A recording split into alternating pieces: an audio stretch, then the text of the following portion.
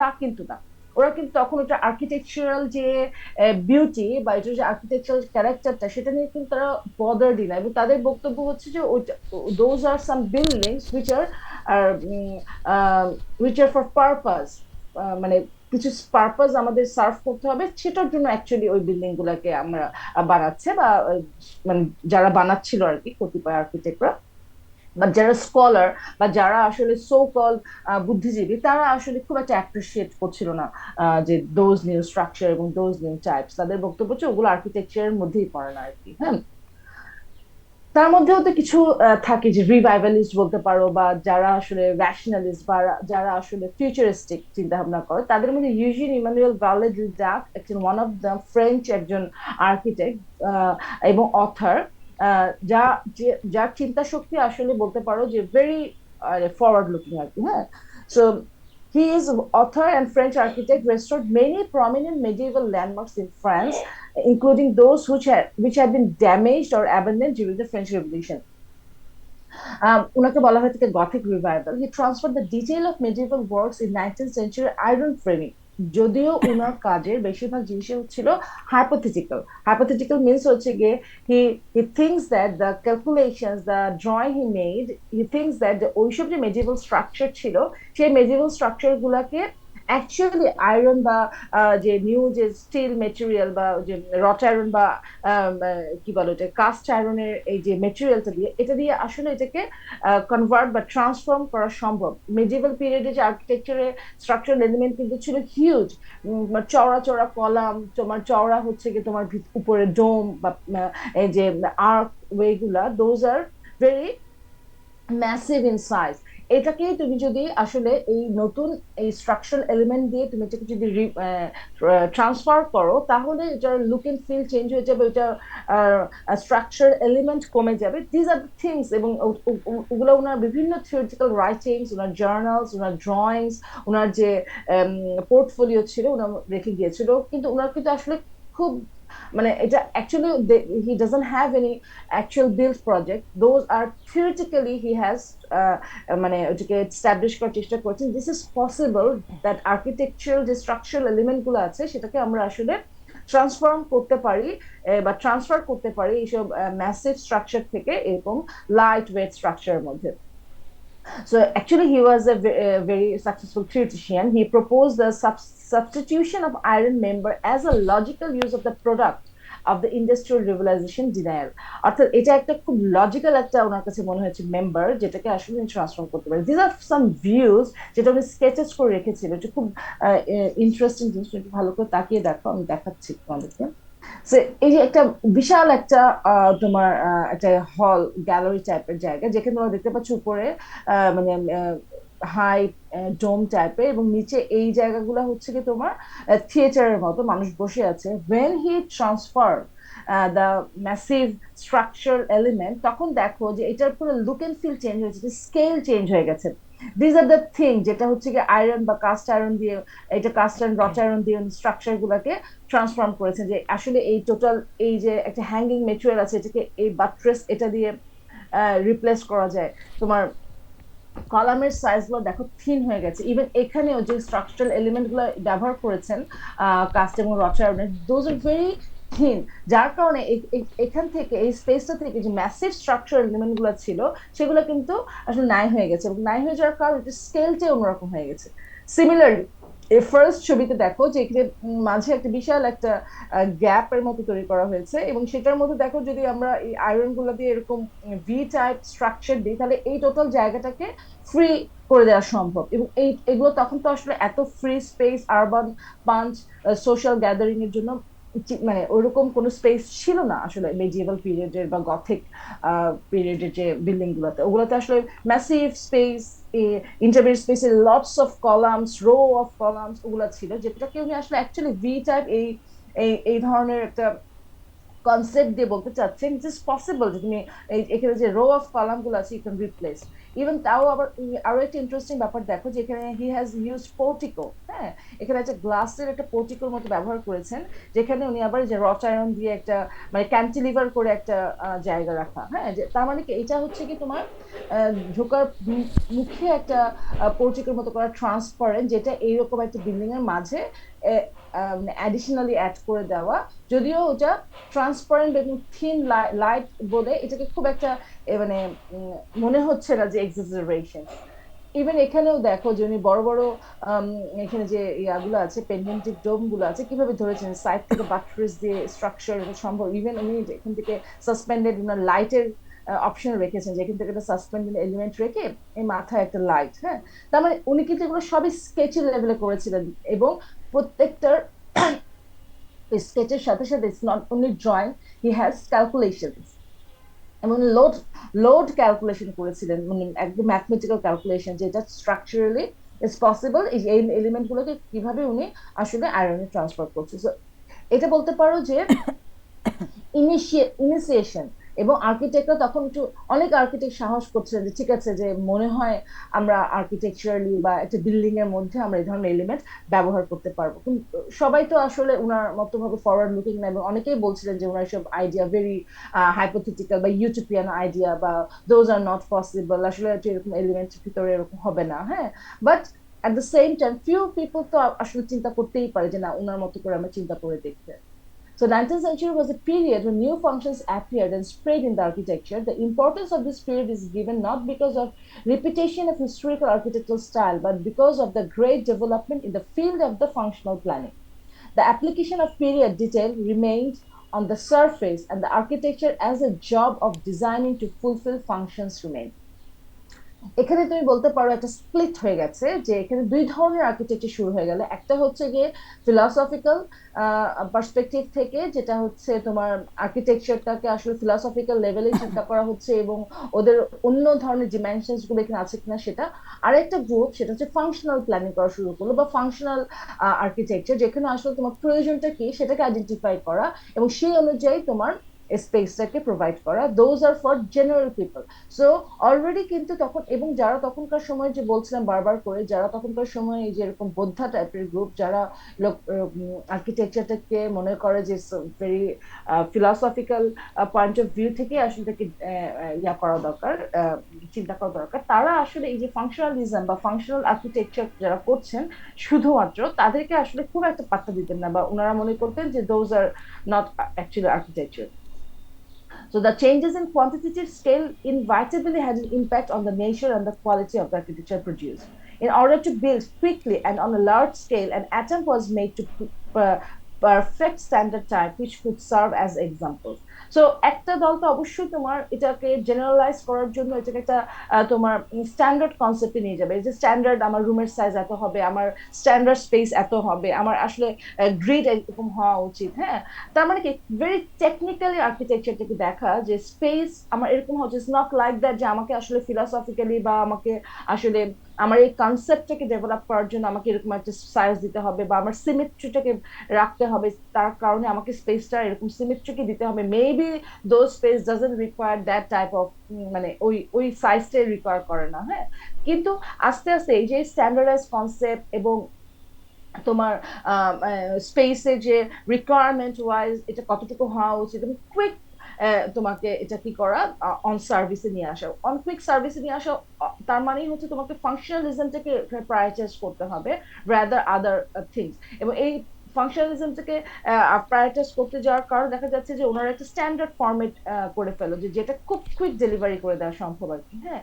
So this period can swank masterpieces comparable in distinction to the great work of the Renaissance, but the originality of this period doubtless lies as much in the mass of average work as in the few masterpieces.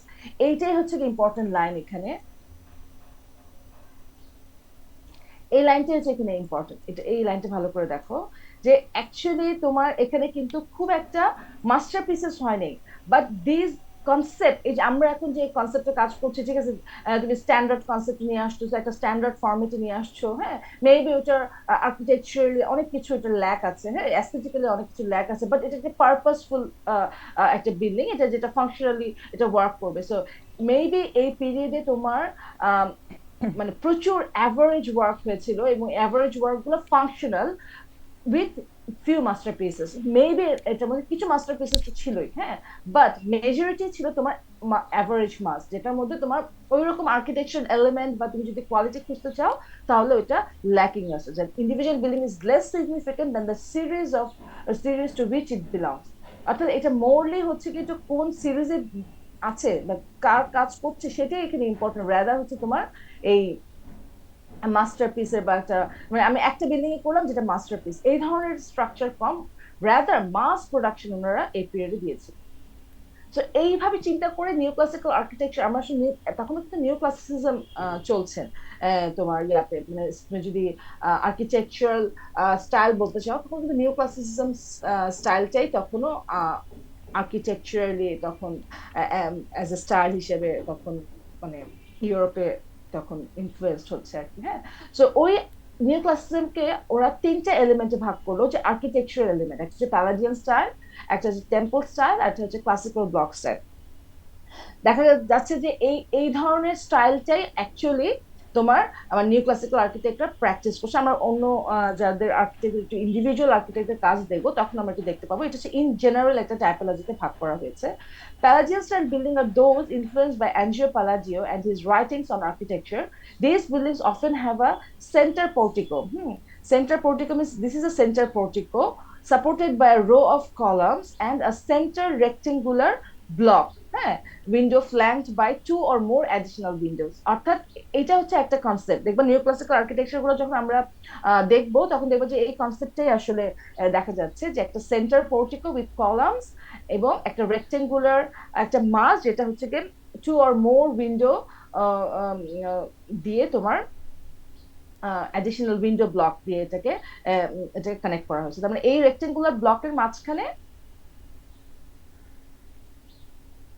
This is a rectangular block, যেটার মধ্যে তোমার যে এই যে row of Windows, এবং Windows গুলো দেখে বোঝা যাচ্ছে যে ভেরি সিম্পল ফরম্যাটে করা, এবং এটা হচ্ছে কি সেন্টার পোর্টিকো। এই সেন্টার পোর্টিকোর মাঝখানে হচ্ছে চার পাঁচটা কলাম, এক একজন এক এক কনসেপ্টে, আর কাছে একটু বেশি কলাম বা কম কলাম, এটাই হচ্ছে এক ধরনের স্টাইল, সেটাকে বলা হচ্ছে প্যালাডিয়ান স্টাইল।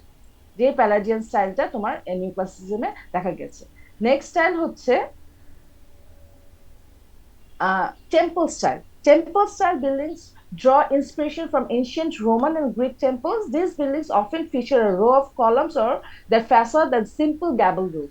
অর্থাৎ এখানে আর রেক্টেঙ্গুলার ওই প্ল্যানটা নেই, ওরা ওই তোমার এই পোর্টিকো টাইপেরই একটা just simple temple type look, এবং তার উপর একটা গ্যাবল রুফ, এবং এটা পেছন দিকে প্ল্যান করে, এবং ধর দুই তিনটা বিল্ডিং একসাথে করে এখানে একটা মানে একটা কনসেপ্ট, কোনো জায়গায় দুইটা কোনো জায়গায় চারটা, ডিপেন্ড করে হচ্ছে কি তোমার ওদের ফাংশন উপরে। বাট এটা হচ্ছে অনেকটা এই ধরনের কনসেপ্টে করা, যেখানে তোমার রেক্টেঙ্গুলার ওই ব্লকটা পেছনে নেই। এবং দেন হচ্ছে ক্লাসিক্যাল ব্লক স্টাইল, যেখানে হচ্ছে কি তোমার ওই গ্যাবল বা এন্টাবলেজের উপরে নাই, যেখানে make use of exterior column though they typically have flat roofs, এটা ফ্ল্যাট roofs ছিল, এবং this neoclassical structure also designed around a square or rectangular floor plan। অর্থাৎ মেবি এটা স্কোয়ার অথবা রেক্টেঙ্গুলার ফ্লোর প্ল্যানের মধ্যে হতে পারে এই এই এই বিল্ডিংটা, এবং সামনে হচ্ছে রো অফ কলাম যার সাথে তোমার রেক্টেঙ্গেল ব্লক নাই, এটা টানা সিরিজ অফ কলামস আছে, এবং তোমার আমরা যে গ্যাবল রুফটা দেখেছিলাম সেই রুফটা নাই, এটা হচ্ছে ফ্ল্যাট রুফের মতো করে করা। So this are the three types, যে যে আমরা এখন যে পিরিয়ড গুলো যে সময়টা নিয়ে কথা বলবো, এই তিন ধরনের আর্কিটেকচারই অ্যাকচুয়ালি আর্কিটেক্টরা প্র্যাকটিস করেছিলেন।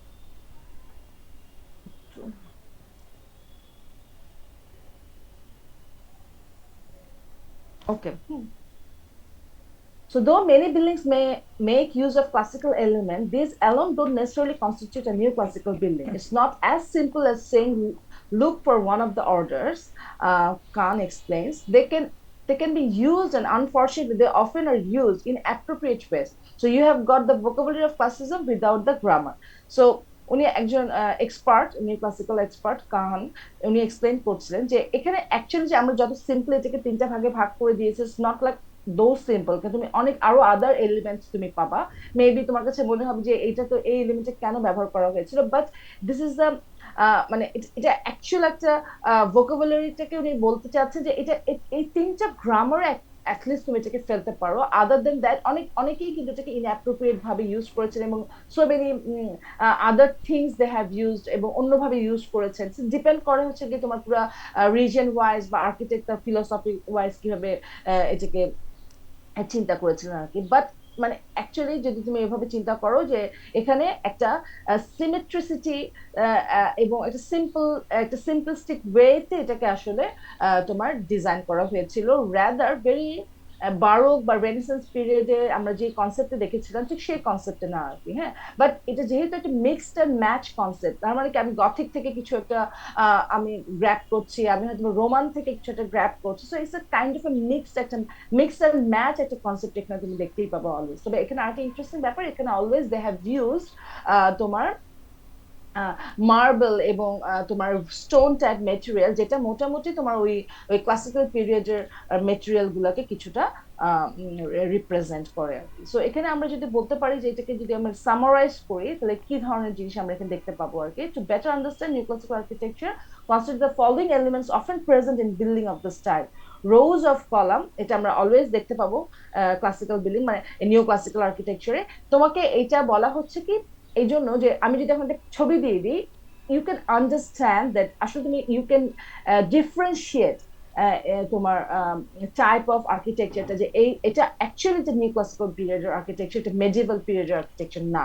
সো এখানে আমাদের কি পাওয়া যাচ্ছে খুব কমন ইউজের মধ্যে, যে row of columns, these are often of the Doric order, though Ionic column and Corinthian columns are also used. হ্যাঁ, মোস্টলি জরিক অর্ডারের কলমই ব্যবহার করেছিল। তারপর আমি অবশ্য আয়নিক খুব একটা দেখি নাই, করিন্থিয়ান প্রচুর ব্যবহার করা হয়েছিল তোমার এইসব আর্কিটেকচার। হ্যাঁ, তারপরে বলা হয়েছে গ্র্যান্ড স্কেল। হ্যাঁ, যদিও এখানে একটা গ্র্যান্ড স্কেল দেওয়ার চেষ্টা করা হয়েছিল, বাট তারপরে তুমি প্রপোর্শনটা দেখো, এই ছবিটা খুব ইন্টারেস্টিং। আমি এটা এই ছবিটা দেখে বোঝা যাচ্ছে যে এখানে এই গ্র্যান্ডিওরটা কিন্তু সেই মেডিয়েভাল পিরিয়ডের গ্র্যান্ডিওর মতো না, অনেক স্কেল না। কারণ দেখো এটা যদি মানুষ হিউম্যান বডি হয়, হিউম্যান ফিগারের সাথে এটাকে জাস্ট 3 টাইমস তুমি এটাকে ইয়া করলে এই এই টোটাল স্পেসটাকে তুমি মানে বুঝতে পারছো আর কি স্কেলটা। হ্যাঁ, ওয়ারএজ মেডিয়েভাল বা একদম তোমার অন্য অন্য যে গথিক বা রোমান পিরিয়ড আর্কিটেকচার স্কেলটা আরো অনেক হিউজ ছিল। বাট এখানে ওই গ্র্যান্ড স্কেলটাকে আর একটু মিনিমালিস্টিক ওয়েতে এখানে তোমার অ্যাপিয়ার্ড। এখানে আরেকটা ইন্টারেস্টিং ব্যাপার, এখানে এটা হচ্ছে কি খুব হাই প্লিন্থ ছিল না কোথাও। হ্যাঁ, তোমার এটাও একটা গ্র্যান্ডনেসটাকে একটু স্কেল ডাউন করেছিল, যে তুমি খুব হাই প্লিন্থে উঠছো। মোস্ট অফ দ্য কেসে এটা ছিল না, খুব লোয়ার প্লিন্থ করে এটাকে মানে মানে ডিজাইন করা হতো আর কি। Rectangular square floor plans, mostly এটার প্ল্যান দেখলে দেখা যায় যে আইদার রেক্টেঙ্গল অথবা স্কোয়ার ফ্লোর প্ল্যানের মধ্যে তোমার এটাকে সলভ করা হয়েছে। লিটল অর্নামেন্টেশন, এবং আমি বলতে পারি যে অ্যাকচুয়ালি লিটল অর্নামেন্টেশন এখানে, কারণ ফ্যাসাদ গুলো তোমরা দেখতে পাচ্ছ ভেরি ক্লিন, এবং সারফেসে খুব বেশি অর্নামেন্টেশন করা হয় নাই, কোনো ধরনের এনগ্রেভ করা হয় নাই, প্রচুর নিশেষ করে ওখানে স্কাল্পচার করা হয় নাই, ভেরি লিটল অর্নামেন্টেশন করা হয়েছে, যেটা আসলে তখনকার সময় এটা প্র্যাকটিস ছিল। বাট এটা বলতে গেলে বলতে পারে একদমই plane surface. Porticos, friezes and other elements of Greek and Roman design, যে ওরা ওই পোর্টিকো বা ফ্রিজেস এবং আদার এলিমেন্ট গুলোতে ওরা গ্রিক রোমান স্টাইলটাকেই ফলো করেছে। Dome, flat and gable roof, depending on the style. So ওরা আসলে গ্যাবেলও ব্যবহার করেছে, কোথাও ফ্ল্যাটও ব্যবহার করেছে, আবার কোথাও তোমার এরকম ডোম স্টাইল করেও করেছে। সো যে ডিপেন্ডস হচ্ছে কি কে কোন স্টাইলটা ফলো করছে। বাট এই তিন ধরনের ব্যাপারই আসলে ছিল, গ্যাবেল রুফও করেছে কোথাও, ডোমও আছে, ফ্ল্যাটও আছে। এটা মিক্সড এন্ড ম্যাচ দেখা গেছে অনেক আর্কিটেক্টদের কাজের মধ্যে আর কি। সো দিস আর দ্য, তোমাকে যদি বলা হয় যে হোয়াট আর দ্য ফিচার্স বা elements of new classical architecture, this are the common features আর কি। হ্যাঁ, তোমরা যদি এই ধরনের কোয়েশ্চেন আসে তাহলে তোমরা তার সাথে একটু স্কেচ দিয়ে দাও যে তোমরা আসলে আসলে বুঝতে পারছো কিনা। হ্যাঁ, যে কোনটা প্যালাডিয়ান স্টাইল, কোনটা তুমি বলছো ব্লক স্টাইল, কোনটা টেম্পল স্টাইল, গ্যাবল রুফ কোনটা, তারপরে এখানে রো অফ কলাম, ব্যবহার করা হয়েছে, এই যে এই সিম্পল এলিমেন্ট এবং ছোট ছোট স্কেচ দিয়ে কিন্তু আসলে আমরা এটাকে আসলে মানে ফাইন্ড আউট করতে পারি যে এই এলিমেন্ট গুলাই ছিল তোমার। ইভেন তুমি একটা স্কেচ দিয়েও তুমি পয়েন্ট করে জাস্ট এরকম করে মানে একটা জাস্ট এরকম লেবেলিং করে বলতে পারো যে দিজ আর দ্য এলিমেন্টস, হ্যাঁ, যেটা নিউ ক্লাসিক্যাল আর্কিটেকচার ফিচার। তাহলে অ্যাটলিস্ট বোঝা গেল যে তুমি আসলে বুঝতে পারছো যে ওর ফিচার্স গুলা কি। 19th century neoclassicism is the era equivalent to the modern day German and most closely identified with the work of Carl Friedrich Schinkel. হ্যাঁ, শিঙ্কেল, হ্যাঁ, যে উনি হচ্ছে গিয়ে জার্মানির একজন প্রমিনেন্ট নিউ ক্লাসিক্যাল আর্কিটেক্ট, এবং উনার কাজটা দেখে আমরা আসলে জার্মানে নিউ ক্লাসিসিজমটা কিভাবে আসলে কনজিউম করা হয়েছিল সেটা আমরা বুঝতে পারবো আর কি। ওয়ান অফ দ্য প্রমিনেন্ট তখনকার সময়ের আর্কিটেক্ট। এবং তুমি এখানে দেখতে পাবা যে স্টাইল গুলা বা ফিচার্স গুলো আমরা কথা বলেছি, এটা ওনার কাজের মধ্যেও আমরা কিছুটা দেখতে পাবো আর কি। He was a Prussian architect, city planner, and painter who also designed furniture and stage sets. Schinkel was one of the most prominent architects of Germany and designed both neoclassical and neo-Gothic buildings. His most famous buildings are found in and around Berlin. এটা হচ্ছে ওনার design করা, দেখো এটা একটা ওই যে আমরা এটা তালাজিয়ান স্টাইল দেখেছিলাম, একটা সেন্টার পোর্টিকো, দুই পাশে একটু রেক্টেঙ্গুলার একটা ব্লক, যদিও ওটাতে উইন্ডো ছিল, উইন্ডো নাই, বাট ওইটারই একটা তালাজিয়ান স্টাইলটা এখানে আসলে বোঝা যাচ্ছে, এখানে দেখা যাচ্ছে। So it's a royal guard house located at Berlin's most ceremonial street, celebrating the emerging power of the king. Doric portico between heavy pylons, these are the pylons, building achieved monumentality despite its modest size. এই যে human scale থেকে বুঝতে পারছো এটা সাইজটা modest. Schinkel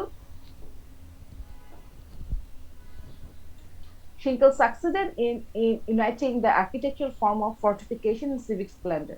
এটা actually একটা guard house ছিল। গার্ড হাউস মিনস হচ্ছে কি তোমার এটা হচ্ছে ঠিক যে লোকেশনে অবস্থিত, এটা হচ্ছে এই সামনেটা হচ্ছে পুরো একটা বুলেভার্ড, এটা হচ্ছে বার্লিনের, হ্যাঁ, যেটা এসে তোমার হিট করেছিল তোমার ইয়াতে যে বার্লিন গেট, যেটা কোথায়, মানে এই টোটাল একটা টানা বুলেভার্ড, এই টানা বুলেভার্ড, এই বুলেভার্ড এখানে এসে টার্মিনেট করেছে যে বার্লিন গেট এখানে।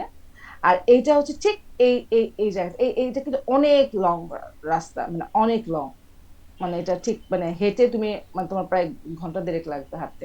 এই এটা হচ্ছে রয়্যাল গার্ড হাউসের ঠিক এখানে লোকেশন করা। তার পেছনে একটা ইন্টারেস্টিং ব্যাপার ছিল, এই তার পেছনে এই টোটালটাই ছিল হচ্ছে কি তোমার, এটাকে বলা হয় মিউজিয়াম আইল্যান্ড। এটা একটা ক্যানেল আছে দুই পাশে, ক্যানেলের মধ্যে এখানে সব মিউজিয়াম, অনেক মিউজিয়াম এখানে, এখানে ওনার ডিজাইন করা মিউজিয়াম আছে, সেটাও আমরা দেখবো। এখানে অনেক মিউজিয়াম এই আইল্যান্ডটাতে, হ্যাঁ। আর এখানে একটা তোমার রয়্যাল একটা বিল্ডিং। সো যেটা ছিল অ্যাকচুয়ালি এইটা ছিল তোমার গার্ড হাউস, যে তোমার যে রয়্যাল বিল্ডিং এর সামনে যে গার্ড দিত না, যে তোমার শিফটে যে রয়্যাল গার্ডরা যে থাকে, হ্যাঁ, তাদের শিফটিং এর জন্য অ্যাকচুয়ালি এটা তাদের রেস্টিং প্লেস বলতে পারো। যে এখানে এসে ওরা তাদের শিফট চেঞ্জ করতো, যে যে শিফটের ছেলেপেলেগুলো তোমার ধরো এখন তাদের রেস্টিং পিরিয়ড, তারা এসে এই গার্ড হাউস এসে রেস্ট নিত, আর বাকিরা তাদের শিফটে চলে যেত আর কি, হ্যাঁ।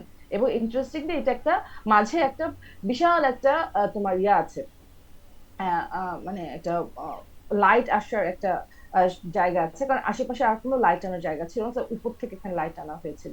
But now it's just a museum. এখানে আসলে রয়্যাল গার্ড হাউস হিসেবে এখানে ব্যবহার করা হয় না, এখানে অ্যাকচুয়ালি মানুষ এখানে ঘুরে ফিরে বেড়ায় আর কি, টিকিট কেটে ঢুকতে হয় এটার ভিতরে। ইন্টারেস্টিং যে এটা ভেরি স্কেলটা ভেরি লো, এবং খুবই ইন্টারেস্টিং, মানে এখান থেকে হেঁটে বের হলে হঠাৎ করে এটা চোখের সামনে চলে আসে, কিন্তু তুমি ঠিক এটাকে মানে প্রথমে তুমি এটাকে ঠিক মানে ইয়া করতে নোটিস করতে পারবে না। এবং স্কেলটাও দেখো খুব সুন্দর করে, এই যে পেডিস্ট্রিয়ান পাথ, সেই পাথের সাথে একটা লো প্লিন্থ করে কিন্তু এটা উঠে গেছে আর কি, হ্যাঁ। কিন্তু দেখো যে এখানে খুব ইন্টারেস্টিংলি তোমার যে কলাম গুলাকে সেট করা হয়েছে।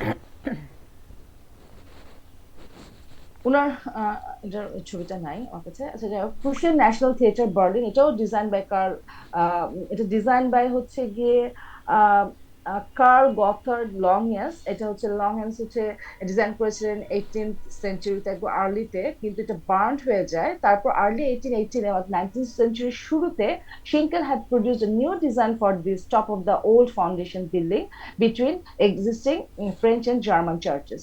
সো এটা একটা এই ন্যাশনাল থিয়েটার বার্লিনের অ্যাকচুয়ালি এটা বার্ন হয়ে যাওয়ার কারণে এটা পরবর্তীতে উনি আবার রিক্রিয়েট করেন। So monumental entry stair on the outside, unlike the practice in new classical France where the stair became the part of interior space.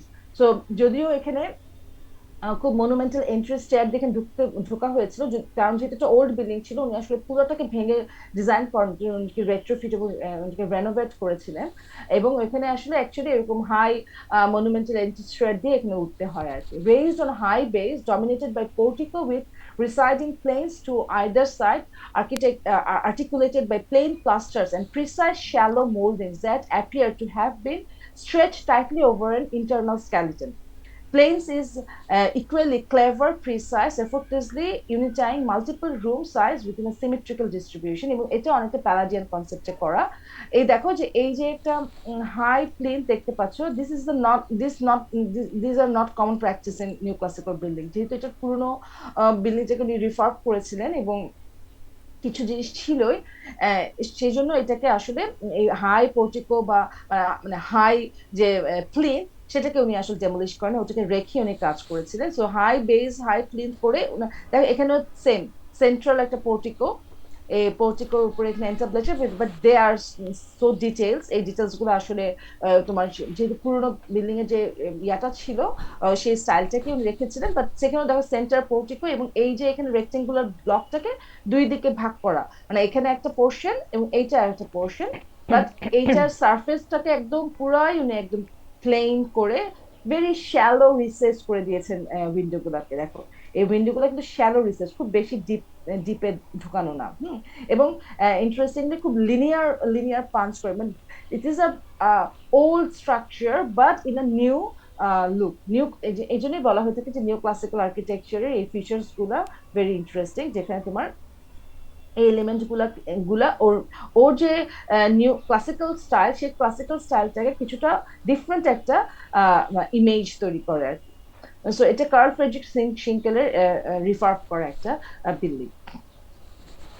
Schinkel's most famous structure is Berlin's is Alt Museum or Old Museum, the first public art museum in Europe. Owner design করা এই arts মিউজিয়ামটাকে বলা হয়ে থাকে প্রথম public art museum. তার আগে কিন্তু art museum ছিল না তা না, but those are only for the royal এবং তাদের সাথে যারা রিলেটেড পার্সন ছিল, who has access to those museum, তারা ছাড়া আসলে কেউ ওই মিউজিয়ামে যেতে পারতো না। বাট এটাকে বলা হয়ে থাকে প্রথম public art museum where general people can enter.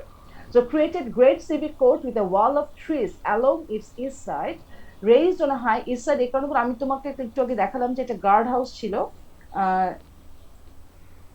এটা যে গার্ড হাউস ছিল, এই গার্ড হাউসের পেছনে এই পুরোটাই ছিল হচ্ছে কি সেই মিউজিয়াম আইল্যান্ড বলা হতো এখানে। এটার চারিদিকে একটা ক্যানেল আছে, ক্যানেলের পর এই ব্রিজ দিয়ে দিয়ে কানেক্টেড অন্য সাইডের সাথে। সো আর্টস মিউজিয়ামটা ছিল ঠিক তোমার এই এরকম একটা পোর্শনে, হ্যাঁ। এবং এই যে ক্যানেল ছিল, এই দুই পাশে হচ্ছে রো অফ ট্রি ছিল, wall of trees along east side. এই এই এই সাইডে পুরো ট্রি ছিল, এই সাইডেও ছিল, বাট এই পাশে আর একটা মিউজিয়ামও ছিল, হ্যাঁ।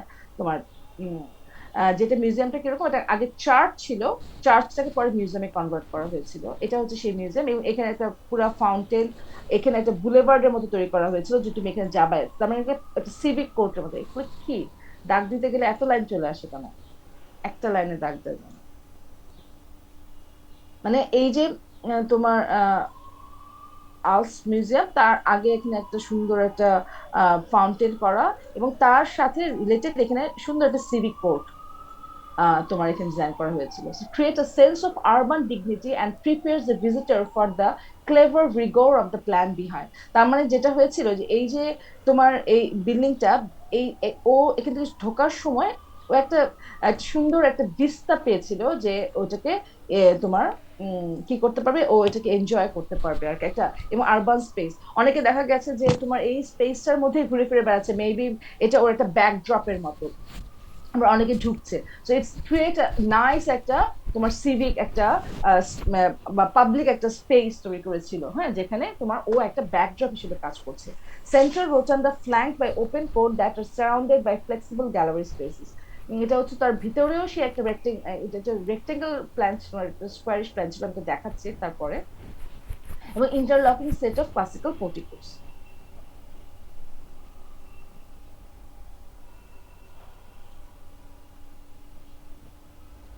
এইটা হচ্ছে সে বিল্ডিং। আমরা দেখো প্রথমে আমরা যে তিনটা স্টাইল নিয়ে কথা বলেছিলাম, ব্লক স্টাইল, উনার ডিজাইনের মধ্যে কিন্তু আমরা দেখলাম প্যালাডিয়ান স্টাইল উনি ব্যবহার করেছেন আর্কিটেকচারে। আবার দেখো উনি এখানে ব্লক সাইজ স্টাইলটা ব্যবহার করেছেন। হ্যাঁ, এবং এটাই সেই তোমার বিল্ডিংটা, যেটা এটা হচ্ছে this are the civic court. হ্যাঁ, এটা হচ্ছে তোমার এই যে একটা ফাউন্টেন বলছিলাম, যে একটা ফাউন্টেনের সাথে যে তোমার এখানে একটা কোর্টের মতো ক্রিয়েট করা, যে তুমি ঢোকার পরে অনেকেই আছে যে এখানে বসে আছে, সিঁড়িতে বসে বসে আছে। সো ইটস কাইন্ড অফ একটা ব্যাকড্রপের মতো তোমার টোটাল এই সিভিক কোর্টটাকে হোল্ড করে রেখেছিল আর কি। এবং এখানে দেখো সিরিজ অফ তোমার সে আর্নিক কলাম এখানে, এবং তার পেছনে হচ্ছে গিয়ে দুইটা যে রেক্টেঙ্গুলার ফর্ম, এবং এটা একটা ফ্ল্যাট রুফ ছিল। এবং দিস ইজ দ্য সেন্ট্রাল রোটান্ডার কথা বলা হচ্ছিল, যে এখানে একটা সেন্ট্রাল একটা রোটান্ডা আছে, মানে একটা স্পেস আছে অ্যাট্রিয়ামের মতো, তার দুই পাশে তোমার এই মিউজিয়াম ব্লক গুলা, যেটা হচ্ছে সেন্ট্রাল কোর্টের এগেনস্টে, এই সবগুলোরই মাঝে দুটা সেন্টার কোর্ট আছে আর কি। এটা হচ্ছে প্ল্যানটা দেখতে পাচ্ছি, যে এই যে আমি স্টেপস দিয়ে উঠলাম, এবং এটা দেখো খুব হাই বেজও না, কিন্তু খুব লো বেজ, লো বেজের উপরে উঠে এই যে এখানে একটা বিস্তার, যেহেতু এখানে সামনে যে কোর্টটা ছিল, ইটস আ হিউজ কোর্ট, যার কারণে তোমার এখানে তোমার এটা তোমার এই বেসটা যতটুকু হাই করা হয়েছে, এটাকে খুব হাই মনে হচ্ছিল, খুব লো একটা বেসের উপর এটা বসা।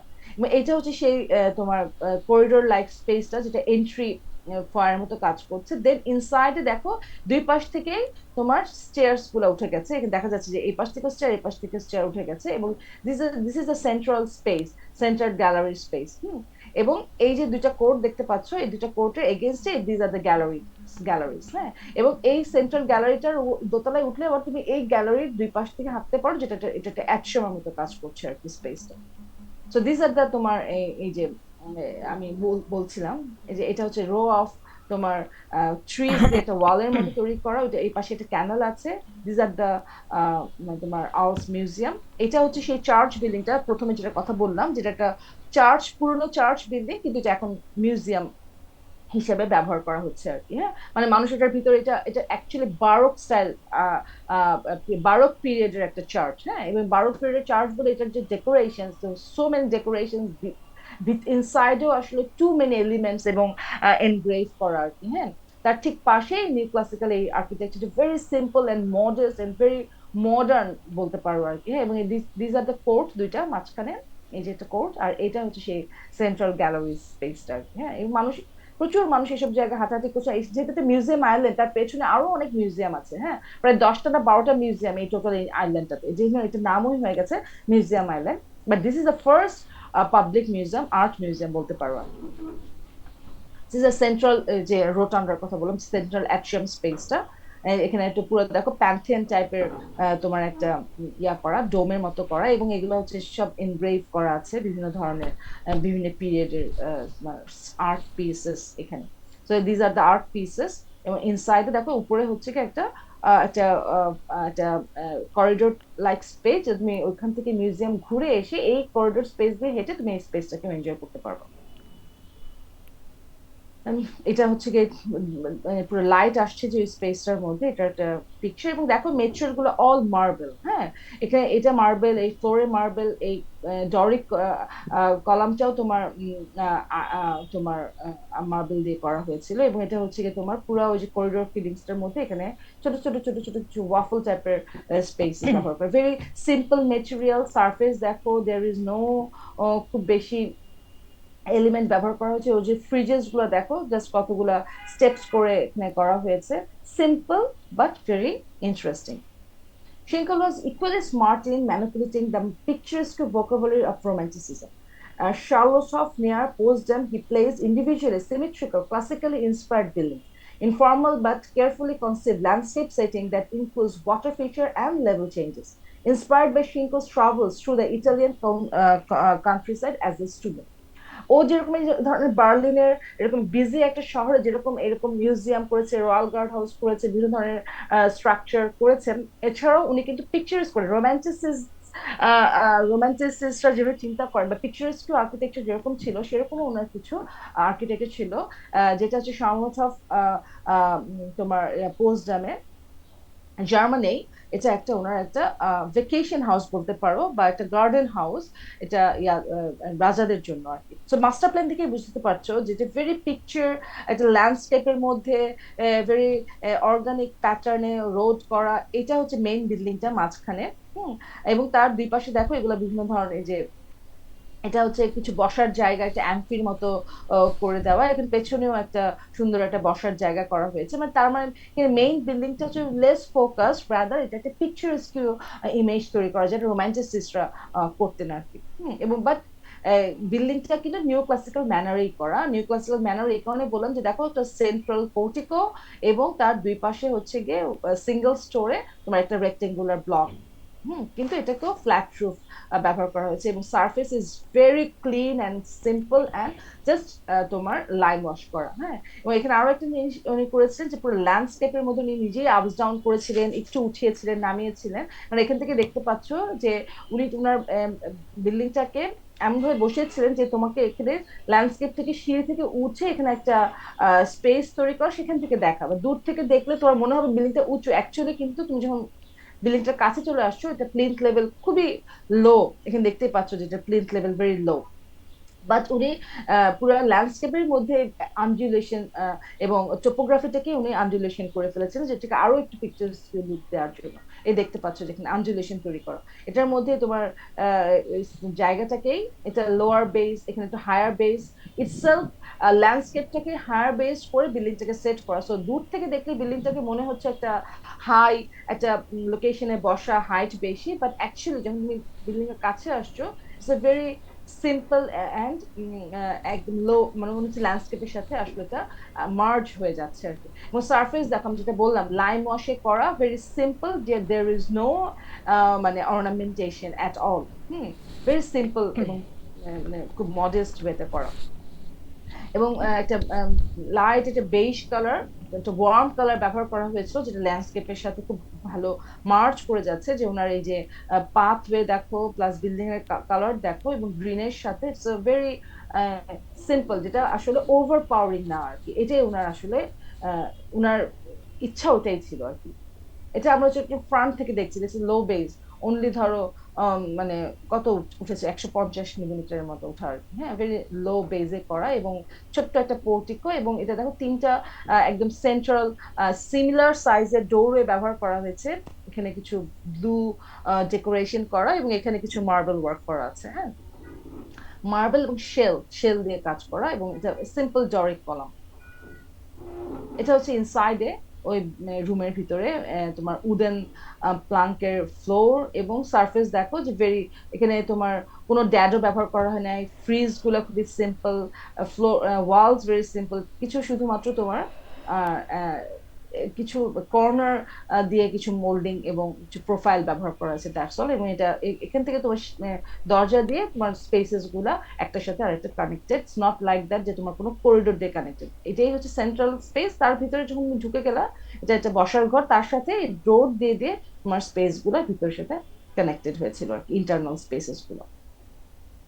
তো আমরা যে এই যে কার্ল ফ্রেডরিক শিঙ্কেলের প্রজেক্ট গুলো দেখলাম, দেখো ওনার কিন্তু ডিফারেন্ট টাইপের প্রজেক্ট আছে, এবং নিও ক্লাসিক্যাল যে ক্যারেক্টারিস্টিক্স গুলো আমরা প্রথমে আলোচনা করেছিলাম, তার সাথে কিন্তু তোমরা একটা রিলেশনশিপ খুঁজে পাচ্ছ, যে এই যে এগুলোই ছিল কমন কিছু ফিচার, যেটা আমরা ওনার চার পাঁচটা প্রজেক্ট দেখলাম, চার পাঁচটা প্রজেক্টের মধ্যে আমরা কোনো না কোনো ভাবে ওইটার একটা রিফ্লেকশন আমরা পেয়েছি। আহ, তোমরা একদমই কোনো আওয়াজ করছো না, তোমাদের সাথে একটু কথা বলি। তোমাদের কোনো প্রশ্ন এখন পর্যন্ত যতটুকু পড়ালাম? আমার কোনো কোয়েশ্চেন ছিল? সব কি চলে গেল? আমি কি একা একা কথা বলছি? No ma'am. হ্যাঁ, মানে এখন ফিচার্স গুলো কি ক্লিয়ার হচ্ছে, যে নিউ ক্লাসিক্যাল ফিচার্স গুলো কি কি, এবং ওরা কিভাবে ক্লাসিক্যাল বা মেডিভেল পিরিয়ডের আর্কিটেকচার, গথিক বা রোমান পিরিয়ডের যে এলিমেন্ট গুলো আছে, সেই এলিমেন্ট গুলোকে ওনারা কতটা সিম্পলার এবং মডেস্ট ওয়েতে এলিমেন্ট গুলোকে ব্যবহার করেছেন, যেখানে আসলে অর্নামেন্টেশনটাকে একদমই তোমার বাদ দিয়ে দেওয়া হয়েছিল। বাট এখন পর্যন্ত তোমরা কিন্তু নিউ যে মেটেরিয়াল, নিউ যে স্ট্রাকচারাল সিস্টেম, সেগুলো কিন্তু কোনো ধরনের ফিচার্স আমরা ওনার নিউ ক্লাসিক্যাল যে ওনার কাজের মধ্যে আমরা পাই। তো এখন পর্যন্ত জিনিসগুলো ক্লিয়ার? জি ম্যাম। ওকে। সো নেক্সট আমরা আরেকজন ইংলিশ আর্কিটেক্ট স্যার জন শন, উনার কাজ একটু দেখবো। উনার একটা কাজই দেখবো। অ্যাকচুয়ালি উনি যত না আসলে আর্কিটেকচার খুব ডেভোটেড ছিলেন, উনি মোরলি টেকনিক্যাল কিছু জিনিস নিয়ে মোর ফোকাস ছিলেন আর কি। এবং আম, ওনাকে বলা হয়ে থাকে মানে ব্রিটিশের মানে architect who specialise in new classical style. হ্যাঁ, he is one of the মানে গ্রেটেস্ট আর্কিটেক্ট বলা হয়ে থাকে যে তোমার ওই সময়ে। হ্যাঁ, এবং ওনার ফিলসফিটাকে অ্যাকচুয়ালি হাইলাইট করা হয়েছিল, কারণ ওনার ভেরি মানে ফরওয়ার্ড লুকিং বা খুব কন্টেম্পোরারি চিন্তা ভাবনা ছিল। রাদার ধরো আর্কিটেকচারালি তুমি ওইসব আমরা কার্ল শ্রিঙ্কেলের প্রজেক্টে যেরকম দেখেছিলাম যে মানে ফিচার্স গুলা ভেরি এভিডেন্ট আমরা আমরা আইডেন্টিফাই করতে পেরেছি। স্যার জনের প্রজেক্টে তুমি আসলে ঠিক ওভাবে আইডেন্টিফাই করতে পারবে না। আমরা একটা প্রজেক্ট নিয়ে এখানে আলোচনা করবো, his best known work as the bank of England.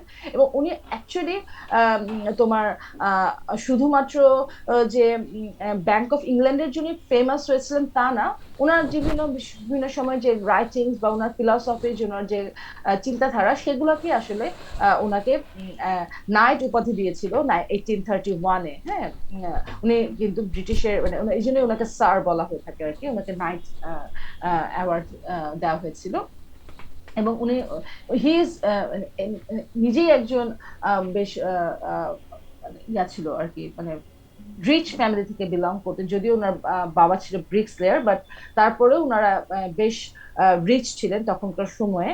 এবং যেটা করেছিলেন উনি, ওনার যত ওনার যে আর্নিং ছিলেন, এই পুরো আর্নিং গুলাকে পরবর্তীতে উনি একটা মিউজিয়াম এস্টাবলিশ করেন। হ্যাঁ, যেখানে আসলে উনি ওয়ার্ল্ড ওয়াইড বিভিন্ন জায়গা থেকে উনি আর্টিফ্যাক্টস কালেক্ট করতেন। সেই আর্টিফ্যাক্টস গুলাকে উনি ওখানে মানে ওনার কালেকশনে ছিল, ওনার কালেকশন করার ওনার একটা হবি ছিল। এবং পরবর্তীতে ওনার এই সমস্ত ওনার যা আর্নিংস প্লাস এই যে টোটাল যে ওনার আর্টিফ্যাক্টস গুলাকে উনি আসলে একটা মিউজিয়ামকে দিয়ে দেন আর কি। উনি ওনার ছেলে মেয়ের জন্য কিছুই রাখেন না এখন। হ্যাঁ, যাই হোক, উনি নানান বিভিন্ন কাজে জড়িত ছিলেন, এই জন্য উনি আরো উনি অনেক বেশি ফেমাস ছিলেন। তো এটা হচ্ছে ব্যাংক অফ ইংল্যান্ড। উনার আহ, ঠিক উনার ডিজাইন করা এভাবে বলবো না এই কারণে যে এই বিল্ডিংটা আসলে একদম আর্লি 17th সেঞ্চুরিতে একজন কাজ শুরু করেন। এবং এই কাজ শুরু করার পরে কিছুটা করার পর যেটা হয়ে যায়, এটা আসলে ফায়ার বার্ন হয়ে যায়। এবং ফায়ারে বার্ন হয়ে যাওয়ার কারণে দেখা যায় যে এরপরে আরো কয়েকজন তোমার এই বিল্ডিংটা ডিজাইন করার জন্য আসেন এবং বিভিন্ন সময় বিভিন্ন জায়গায় এটা ডিজাইন করেন, বিভিন্ন পোর্শন ডিজাইন করেন। তো প্রতিবারই দেখা যায় যে ও এখানে দেখা যায় কোনো না কোনো আর্সন কেসের কারণে বা আর্সন বা ফায়ার কারণে দেখা যায় যে প্রচুর এটা ড্যামেজ হয়েছে, কয়েকবার করে এটা ড্যামেজের আওতায় চলে আসছে আর কি। এবং যেহেতু এটা ব্যাংক ছিল, এর প্রচুর ইম্পর্টেন্ট ডকুমেন্টেশন ছিল, অনেক নথিপত্র ছিল যেটা বার্ন হয়ে গিয়েছিল আর কি। তো উনি এটাতে এই প্রজেক্টটাতে অ্যাটাচড হন খুব সম্ভবত মিড 18th সেঞ্চুরিতে most probably. Sir Johnson was notable English architect trained in the office of Henry Holland before being awarded the King's travelling studentship in 1717, visiting the Italy on the Grand Tour. On his return, 1780, he found it necessary to earn a living by carrying out various small works until, fortunately, he was appointed to carry out alterations for William Pitt at Hollywood House in Kent. It was through his connection that he gained the surveyorship at the Bank of England। এটা হচ্ছে 1788, এটাই দেখতে চাচ্ছিলাম। এটা হচ্ছে তোমার একদম late 18th সেঞ্চুরিতে উনি অ্যাকচুয়ালি এটার সার্ভেয়ার হিসেবে উনি এটার কাজে জয়েন করেন। এবং এটা হচ্ছে কি, এটা দেখো, এটা কিন্তু ব্যাংক অফ ইংল্যান্ডের কিন্তু স্পেসে হিউজ একটা এরিয়া। হ্যাঁ, এই হিউজ এরিয়াটার মধ্যে দেখো এখানে লেখা আছে বিভিন্ন সময় এটাকে বিভিন্নভাবে বিভিন্ন পোর্শন এখানে অ্যাডিশন হয়েছিল। ইয়েলোটা কোন সনে, পিঙ্কটা কোন সনে, হোয়াইটটা কোন সনে, এটা আসলে এখানে লেখা আছে যে এই বিভিন্ন সময় এটাকে মানে এটাকে ডিজাইন করা হয়। এই যে এই যে পিঙ্ক অংশ দেখতে পাচ্ছ এই যে সামনে, এইটা হচ্ছে গিয়ে এই অংশটুকু আসলে স্যার জন সনে ডিজাইন করা, যে এই যে এন্ট্রিটা যে কর্নারে, এই যে একটা পোর্টিকো নিউ ক্লাসিক্যাল ম্যানারে। এবং কিন্তু সাইডটা এরকম ছিল, পুরো সাইটের এখানে এই পাশে তোমার এই ব্লকটা দুই পাশে স্প্রেড হয়ে গিয়েছিল আর কি। হ্যাঁ, so উনি তারপরে he gave him status and security. He was to make significant changes to the bank from 1788 to 1823. The new building increased in size to cover an area of 3 acres as Sean added hall after hall a matter of sheer prestige, halls that were much larger than the transactions taking place in them needed to be. So বিভিন্ন ধরনের হল উনি এটার সাথে add করতে থাকেন, যদিও তোমার এটা মানে খুব বেশি ওই সাইজের হলটা আদৌ মানে প্রয়োজন না থাকলেও উনি আসলে একটা মানে বিভিন্ন ধরনের হল এটার সাথে তোমার কি করতে থাকেন, অ্যাড করতে থাকেন আর কি, এবং এটা ডিজাইন করতে থাকেন। তো এই যে গ্রিন পোর্শনগুলো দেখতে পাচ্ছ 1788 1794-এ এই পোর্শনগুলো করা, এটা ওনার করা না। ইভেন এইটা হচ্ছে ওল্ড স্ট্রাকচার মনে হয় সবচেয়ে, অরেঞ্জটা, যেটা হচ্ছে 1791 1799-এর করা। ব্লু গুলো অনেক পরে করা, 1818 1827 18 থেকে 1808। এই অংশগুলো মোস্টলি হচ্ছে গিয়ে তোমার ইয়ার করা, পিঙ্ক অংশটা তোমার স্যার জনসনের করা আর কি। হ্যাঁ,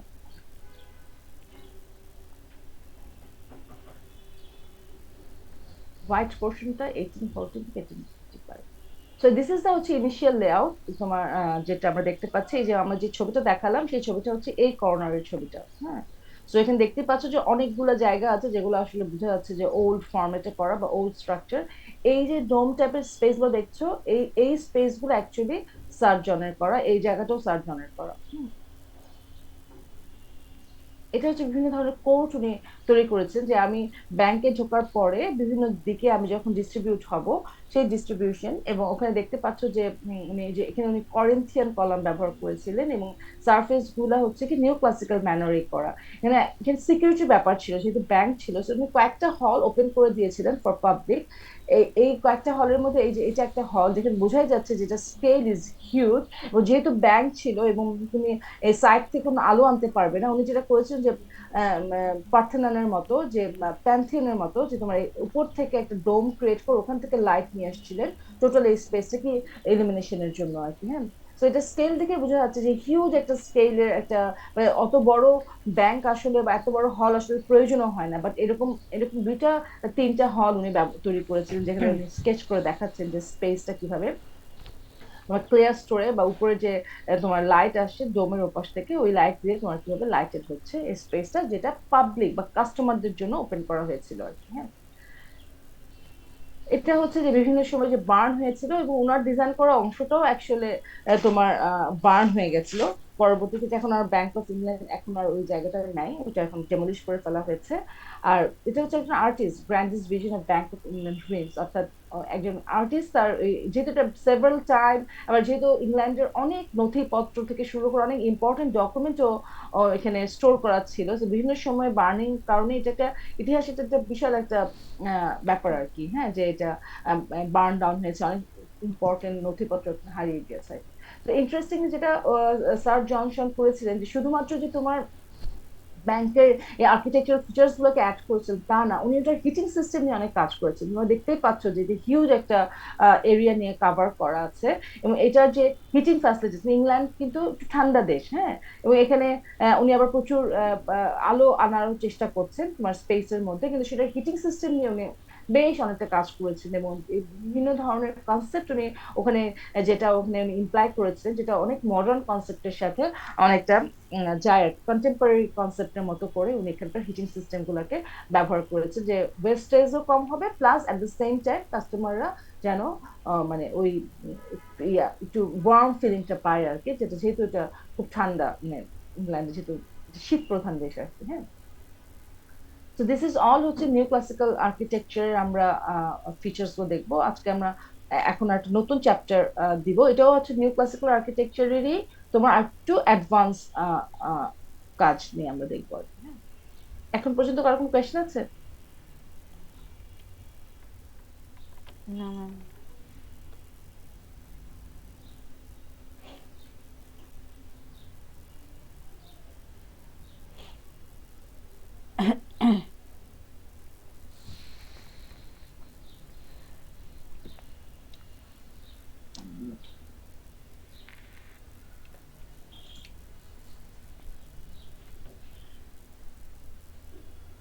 দেখা যাচ্ছে? জি ম্যাম। এটা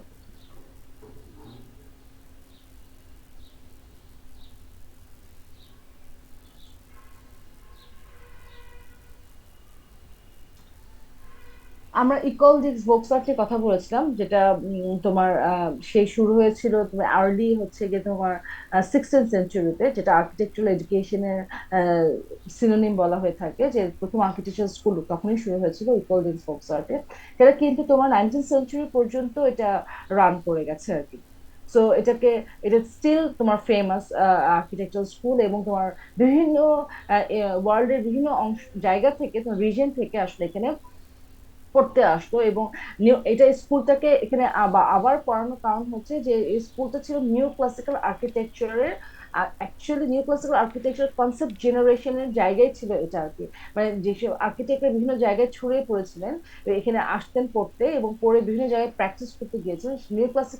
নিউ ক্লাসিসিজমটা এখান থেকে আসলে জেনারেট হয়েছিল, ব্যাস্টন ফর নিউ ক্লাসিক্যাল আর্কিটেকচার বলতে পারো আর কি। এবং ও ওর একটা ইন্টারেস্টের ব্যাপার ছিল যে ও এখান থেকে ওই আসলে এই জেনারেট করে যে new new material, new form, বা নিউ নিউ টেকনোলজি বা new structure, not for architects, এটা ফর সিভিল ইঞ্জিনিয়ার। হ্যাঁ, এই কনসেপ্টটা এখান থেকে ওরা জেনারেট করে। So it's a bastion of neoclassical architecture, emphasized on thought process rather than architectural design. Its purpose to direct art towards the glorification of king and in turns to the state. So they are more concerned about ধরো state policy এবং king, তাদের জন্য general people বা public spaces ওদের concern ছিল না। So Jean Baptiste Aubert, minister to Louis XIV, হচ্ছে গিয়ে তোমার এটাকে বলা হয়ে থাকে founder, brought practicing architect to discuss architecture problem and theory. তোমার এই জেবে কোলবেটি হচ্ছে কি তোমার অ্যাকচুয়ালি এই স্কুলটার ফাউন্ডার বলতে পারো, এবং তার সময়কার যারা এরকম আর্কিটেকচার কাজ করতেন বা প্র্যাকটিস করতেন, তাদের প্যালেস্টাসমান তাদেরকে একসাথে নিয়ে তখন উনি এটা প্রথমে তৈরি করেন, যে কিভাবে আসলে এই যে আর্কিটেকচার প্রবলেম বা থিওরিগুলোকে স্ট্যাবলিশ করা যায়, বা মানে এটাকে একটা স্কুলের মতো করে তৈরি করা যায় আর কি। কনসেপ্টটা কিভাবে তুমি স্প্রেড করবা, সেখান থেকে আসলে এটা শুরু। From 1720 onwards, the academy offers regular design competition for students. তখন আসলে যে কারিকুলামটা আমরা এখন যেভাবে ফলো করি এরকম ছিল না। এখানে করা হতো ইন্টারেস্টেড বা যারা একটু ড্রয়িং এ ভালো বা একটু ম্যাথমেটিক্স এ ভালো, তারাই আসলে এখানে একসাথে আসতেন, এবং এখানে বিভিন্ন ধরনের কম্পিটিশন, ডিজাইন কম্পিটিশন তোমার এখানে থ্রো করা হতো আর কি। Other than eco, German offer architectural studies as part of engineering programme, but it was the American Land Grant College that will lead the world in placing architecture in the University of curriculum. So এই land grant college যেটা, সেটাই প্রথম তুমি বলতে পারো যে এটাকে মানে ইউনিভার্সিটি কারিকুলামে তোমার এটা আর্কিটেকচারটাকে অ্যাড করেন। তার আগে পর্যন্ত যে বললাম যে এটা আসলে ঠিক কারিকুলামের মতো করে ছিল না, বিভিন্ন ধরনের স্টুডেন্ট কম্পিটিশন করা হতো। এই স্টুডেন্ট কম্পিটিশনে একজন মেন্টরের আন্ডারে থাকা হতো, এবং সেখান থেকে ওরা অ্যাকচুয়ালি যেটা ওন করতো তার প্রজেক্টটা নিয়ে কাজ করা হতো আর it's not like a curriculum বা এডুকেশনাল কোনো কারিকুলামের আন্ডারে ছিল। So MIT established School of Architecture in 1861 and 15 other universities followed. There was a regular curriculum exchange program with ECOL. এবং ইকল কিন্তু পরবর্তীতে তখন ও আস্তে আস্তে তোমার রেগুলার কারিকুলামে চলে আসে, এবং অন্য অনেক ইউনিভার্সিটির সাথে ওরা একটা এক্সচেঞ্জ প্রোগ্রাম অন করে আর কি। From the actual architecture school 1743, his success encouraged the um, uh, academy to do the same and became professor in 1762. এটা হচ্ছে জিএফ ব্লন্ডেল। এই যে এখন আমরা যে কারিকুলামটা নিয়ে পড়াশোনা করছি, মানে উনি আসলে এই কারিকুলামটাকে বলতে পারো যে ইনিশিয়াল কারিকুলামটা উনি ডেভেলপ করেন আর কি। The students spent extended period in Rome and made drawings of ancient building and new designs of their own. Architectural education was recognized during the French Revolution and again under Napoleon Bonaparte। হ্যাঁ, actually তখন যেটা করতো কি, পুরোনো building গুলা বা ruins গুলাকে ওরা ড্র করতো, স্কেচ করতো। আমরা বলেছিলাম যে এই ন্যাশনালিজম, আমরা এনলাইটেনমেন্ট পিরিয়ডে কিন্তু প্রথমে টেকনিক্যাল ড্রয়িং করা শুরু হয়, এবং এই টেকনিক্যাল ড্রয়িং এর যে প্ল্যান, এলিভেশন, এক্সোনোমেট্রিক, এগুলো দোজ আর টেকনিক্যাল ড্রয়িং। এই টেকনিক্যাল ড্রয়িং কিন্তু প্রথম দিকে ছিল না, মানুষ কিন্তু আসলে স্কেচ করতো, প্ল্যান এলিভেশন এইভাবে ড্র করতো না। ওরা আসলে তোমার স্কেচ করতো পুরা থ্রি ডাইমেনশনালি, ওরা নিজেদের পার্সপেক্টিভের মতো করে আঁকতো, ওনারা নিজেরা ওভাবে তৈরি করতো আর কি। এখন আমরা যে টেকনিক্যাল ড্রয়িং ফরম্যাট স্কেল করে এই যে প্ল্যান এলিভেশন সেকশন এক্সোনোমেট্রিক ভিউ আমরা করি, এই ড্রয়িংটা কিন্তু এনলাইটমেন্ট পিরিয়ডের পরে তোমার মানে স্ট্যাবলিশড হয় আর কি। হ্যাঁ, তখন আস্তে আস্তে ওরা যেটা শুরু করে যে পুরোনো বিল্ডিং গুলাকে এরকম নথি বানিয়ে ফেলে। ওরা বিভিন্ন স্টুডেন্টের বিভিন্ন সময় বিভিন্ন এসব রুইন স্ট্রাকচার বা পুরোনো বা ক্লাসিক্যাল বা মেডিভেল পিরিয়ডের আর্কিটেকচার ওরা পুরো ট্রাভেল করে, এবং তখন তারা এরকম ড্রয়িং তৈরি করে, ওটার elevation plan, axonometric view, sketches. হ্যাঁ, এখান থেকে আসলে they have learn how to draw এবং হাউ টু ডিজাইন। এইভাবেই আসলে আর্কিটেকচার এডুকেশনটা শুরু হয় আর কি। তার মানে দেখো, আমরা যে তোমাকে সারাক্ষণ বলতে থাকি যে কেস স্টাডি করো, প্ল্যানটা বোঝার চেষ্টা করো, ওরা কিন্তু যে পুরোনো বিল্ডিং গুলাকে স্কেচ করে ড্রয়িং করে ওখান থেকে আসলে তাদের, তারা যখন নতুন একটা প্রজেক্ট, তাকে একটা নতুন একটা থিম বা আইডিয়া দেওয়া হয়, তখন ওখান থেকে ওরা আইডিয়া জেনারেট করে নিজের মতো করে করে। যার কারণে দেখো যে প্রত্যেকটা আহ, এবং কেউ হয়তো গথিকের স্টাইল ফলো করেছে, কেউ রোমান স্টাইল ফলো করেছে, কেউ গ্রিক, কেউ রেনেসান্স। হ্যাঁ, ওইটার একটা ইনফ্লুয়েন্স অলওয়েজ ওদের কাজের মধ্যে পাওয়া গেছে, যেহেতু ওরা ওই ওই বিল্ডিংটাকে স্টাডি করেই নিজের ডিজাইনটাকে ওনারা ওখান থেকে ইনফ্লুয়েন্সটা নেওয়ার চেষ্টা করতো আর কি। হ্যাঁ, this is how they have মানে learn how to draw and how to design. So this is the হচ্ছে ইন্টারনাল স্পেস। এটা মানে আগেও একবার দেখিয়েছিলাম যে ইকুয়াল দিস গ্রুপ সর্টে 1924 পর্যন্ত আমি যতটুকু জানি এটা ওয়ার্ক করে। দেখি দেখা যায় by the 1819 the sections the architecture of the Ecole de Beaux-Arts was well established with its own faculty and with quarters in the building adapted for its use by Felix Darwin. It became synonymous with architectural education. It operated its activity until 1968 68 পর্যন্ত operate করেছে ও, মানে 68 পর্যন্ত as a architectural school হিসেবেও ছিল আর কি। The details change over time, but the concept of education remains same. The school remained highly influential in France throughout the 19th century, principally produced public work and also had an impact on American architecture both in public and private. এবং বলতে পারো overall যে আমাদের architectural এডুকেশনের কিন্তু হাতে খড়ি এই ইকুয়াল ডি বুকস। এবং আমরা যে কনসেপ্ট এখন কাজ করি তার কিছুটা কনসেপ্ট কিন্তু এখনো রয়ে গেছে আর কি। তোমাদেরকে প্রবলেম দেওয়া হয়, সেই প্রবলেম তোমরা কেস স্টাডি দেখো এবং তোমাদের সলিউশন বের করো, এটা কিন্তু ওই তখনকার ওই কনসেপ্টই ছিল আর কি। এবং তোমার আমেরিকানরাও দেখা যেত যে পরবর্তী আমেরিকানরা ইউরোপে প্রথম, ফ্রান্সে প্রথম আর্কিটেকচার এই যে ইকোল ডি ভোক্স এস্টাবলিশড হয়, কিন্তু পরবর্তী আমেরিকা হচ্ছে লিডিং আমেরিকান আর্কিটেকচার স্কুল হিসেবে ওরা ফ্লোরিশ করে। কি আমেরিকা একটা মজার ব্যাপার হচ্ছে যে স্টার্টিং হয়েছে কিন্তু ইউরোপে, প্রত্যেকটা ইনোভেশন বলো, টেকনোলজি বলো, বাট তারপর আমেরিকানরা এটাকে গ্র্যাপ করেছে এবং ওরা খুব দ্রুত এটা অনেকগুলা উইং ওপেন করে ফেলেছিল আর কি। সেটা সেটা এডুকেশনাল সিস্টেমে বলো, রেল রোড বলো, ব্রিজেস বলো, ফ্যাক্টরি বিল্ডিং বলো, হোয়াট এভার। হ্যাঁ, যে কোনো জিনিস conceptually it has started in Europe.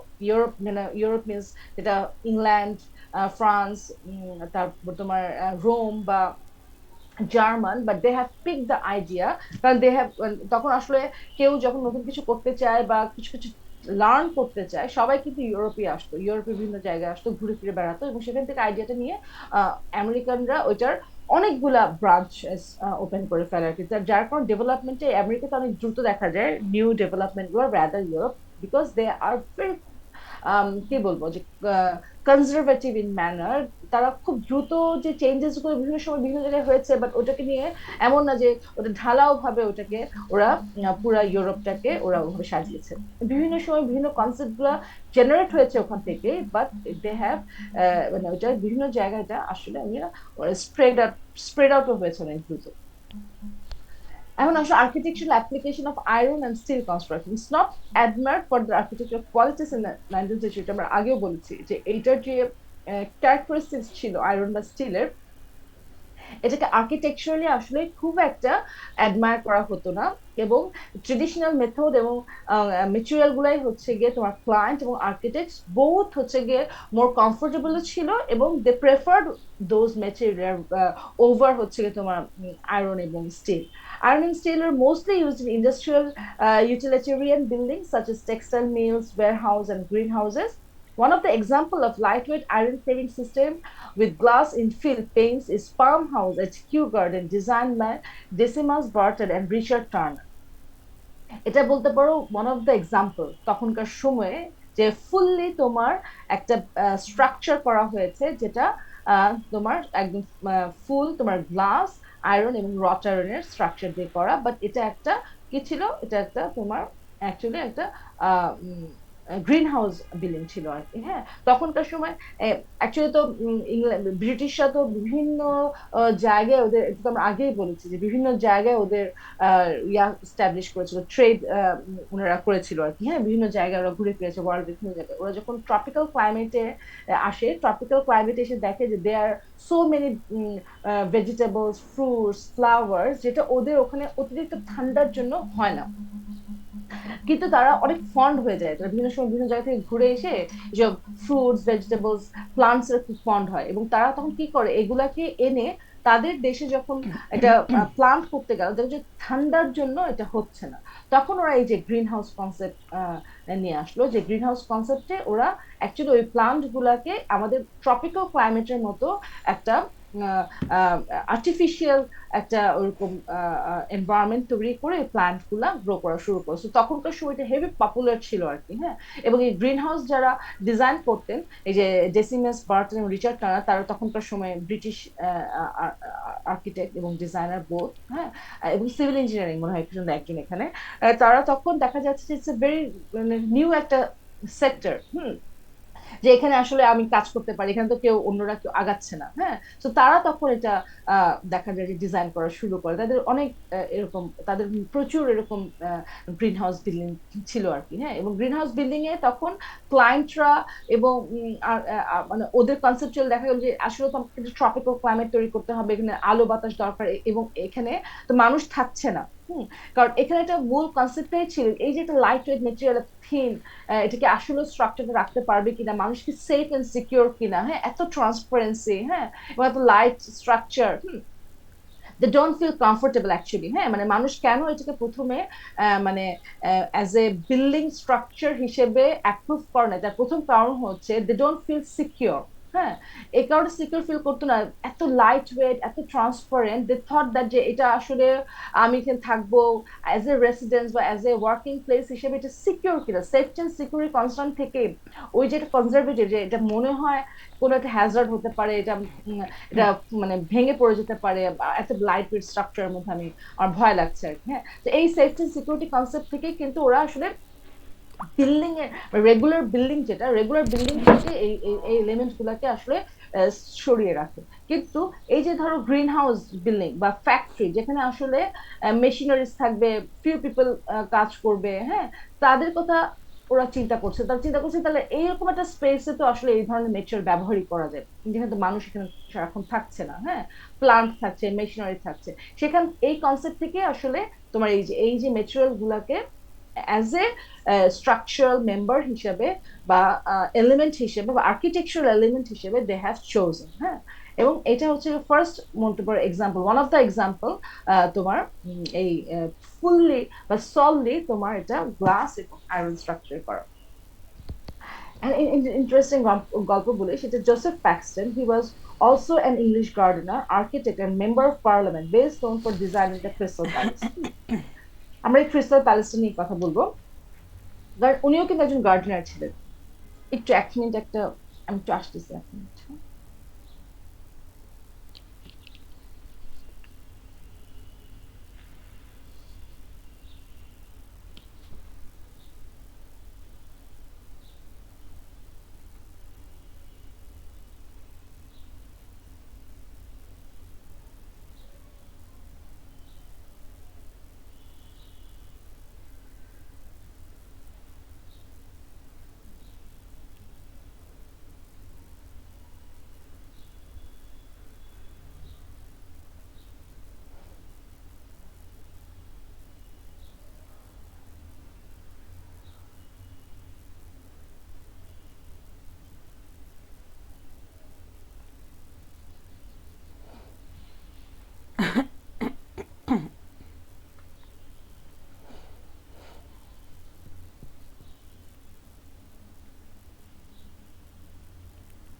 পানি খেলাম, টানা কথা বলতে বলতে হঠাৎ দেখি গলা শুকায় গেছে, আওয়াজ বেরোচ্ছে না। আচ্ছা, ক্রিস্টাল প্যালেস ডিজাইন করার জন্য অ্যাকচুয়ালি ফেমাস ছিলেন, এবং উনিও একজন আসলে ইংলিশ গার্ডেনার ছিলেন। উনি প্রচুর আসলে তোমার কি ডিজাইন করেছিলেন এরকম তোমার কি বলে গ্রিন হাউস বিল্ডিং ডিজাইন করেছিলেন আর কি। হ্যাঁ, he revolutionized architecture with the unsolicited design he submitted for a building in Hyde Park, London, to house the first modern World's Fair in 1851, যেটার নাম ছিল ক্রিস্টাল প্যালেস।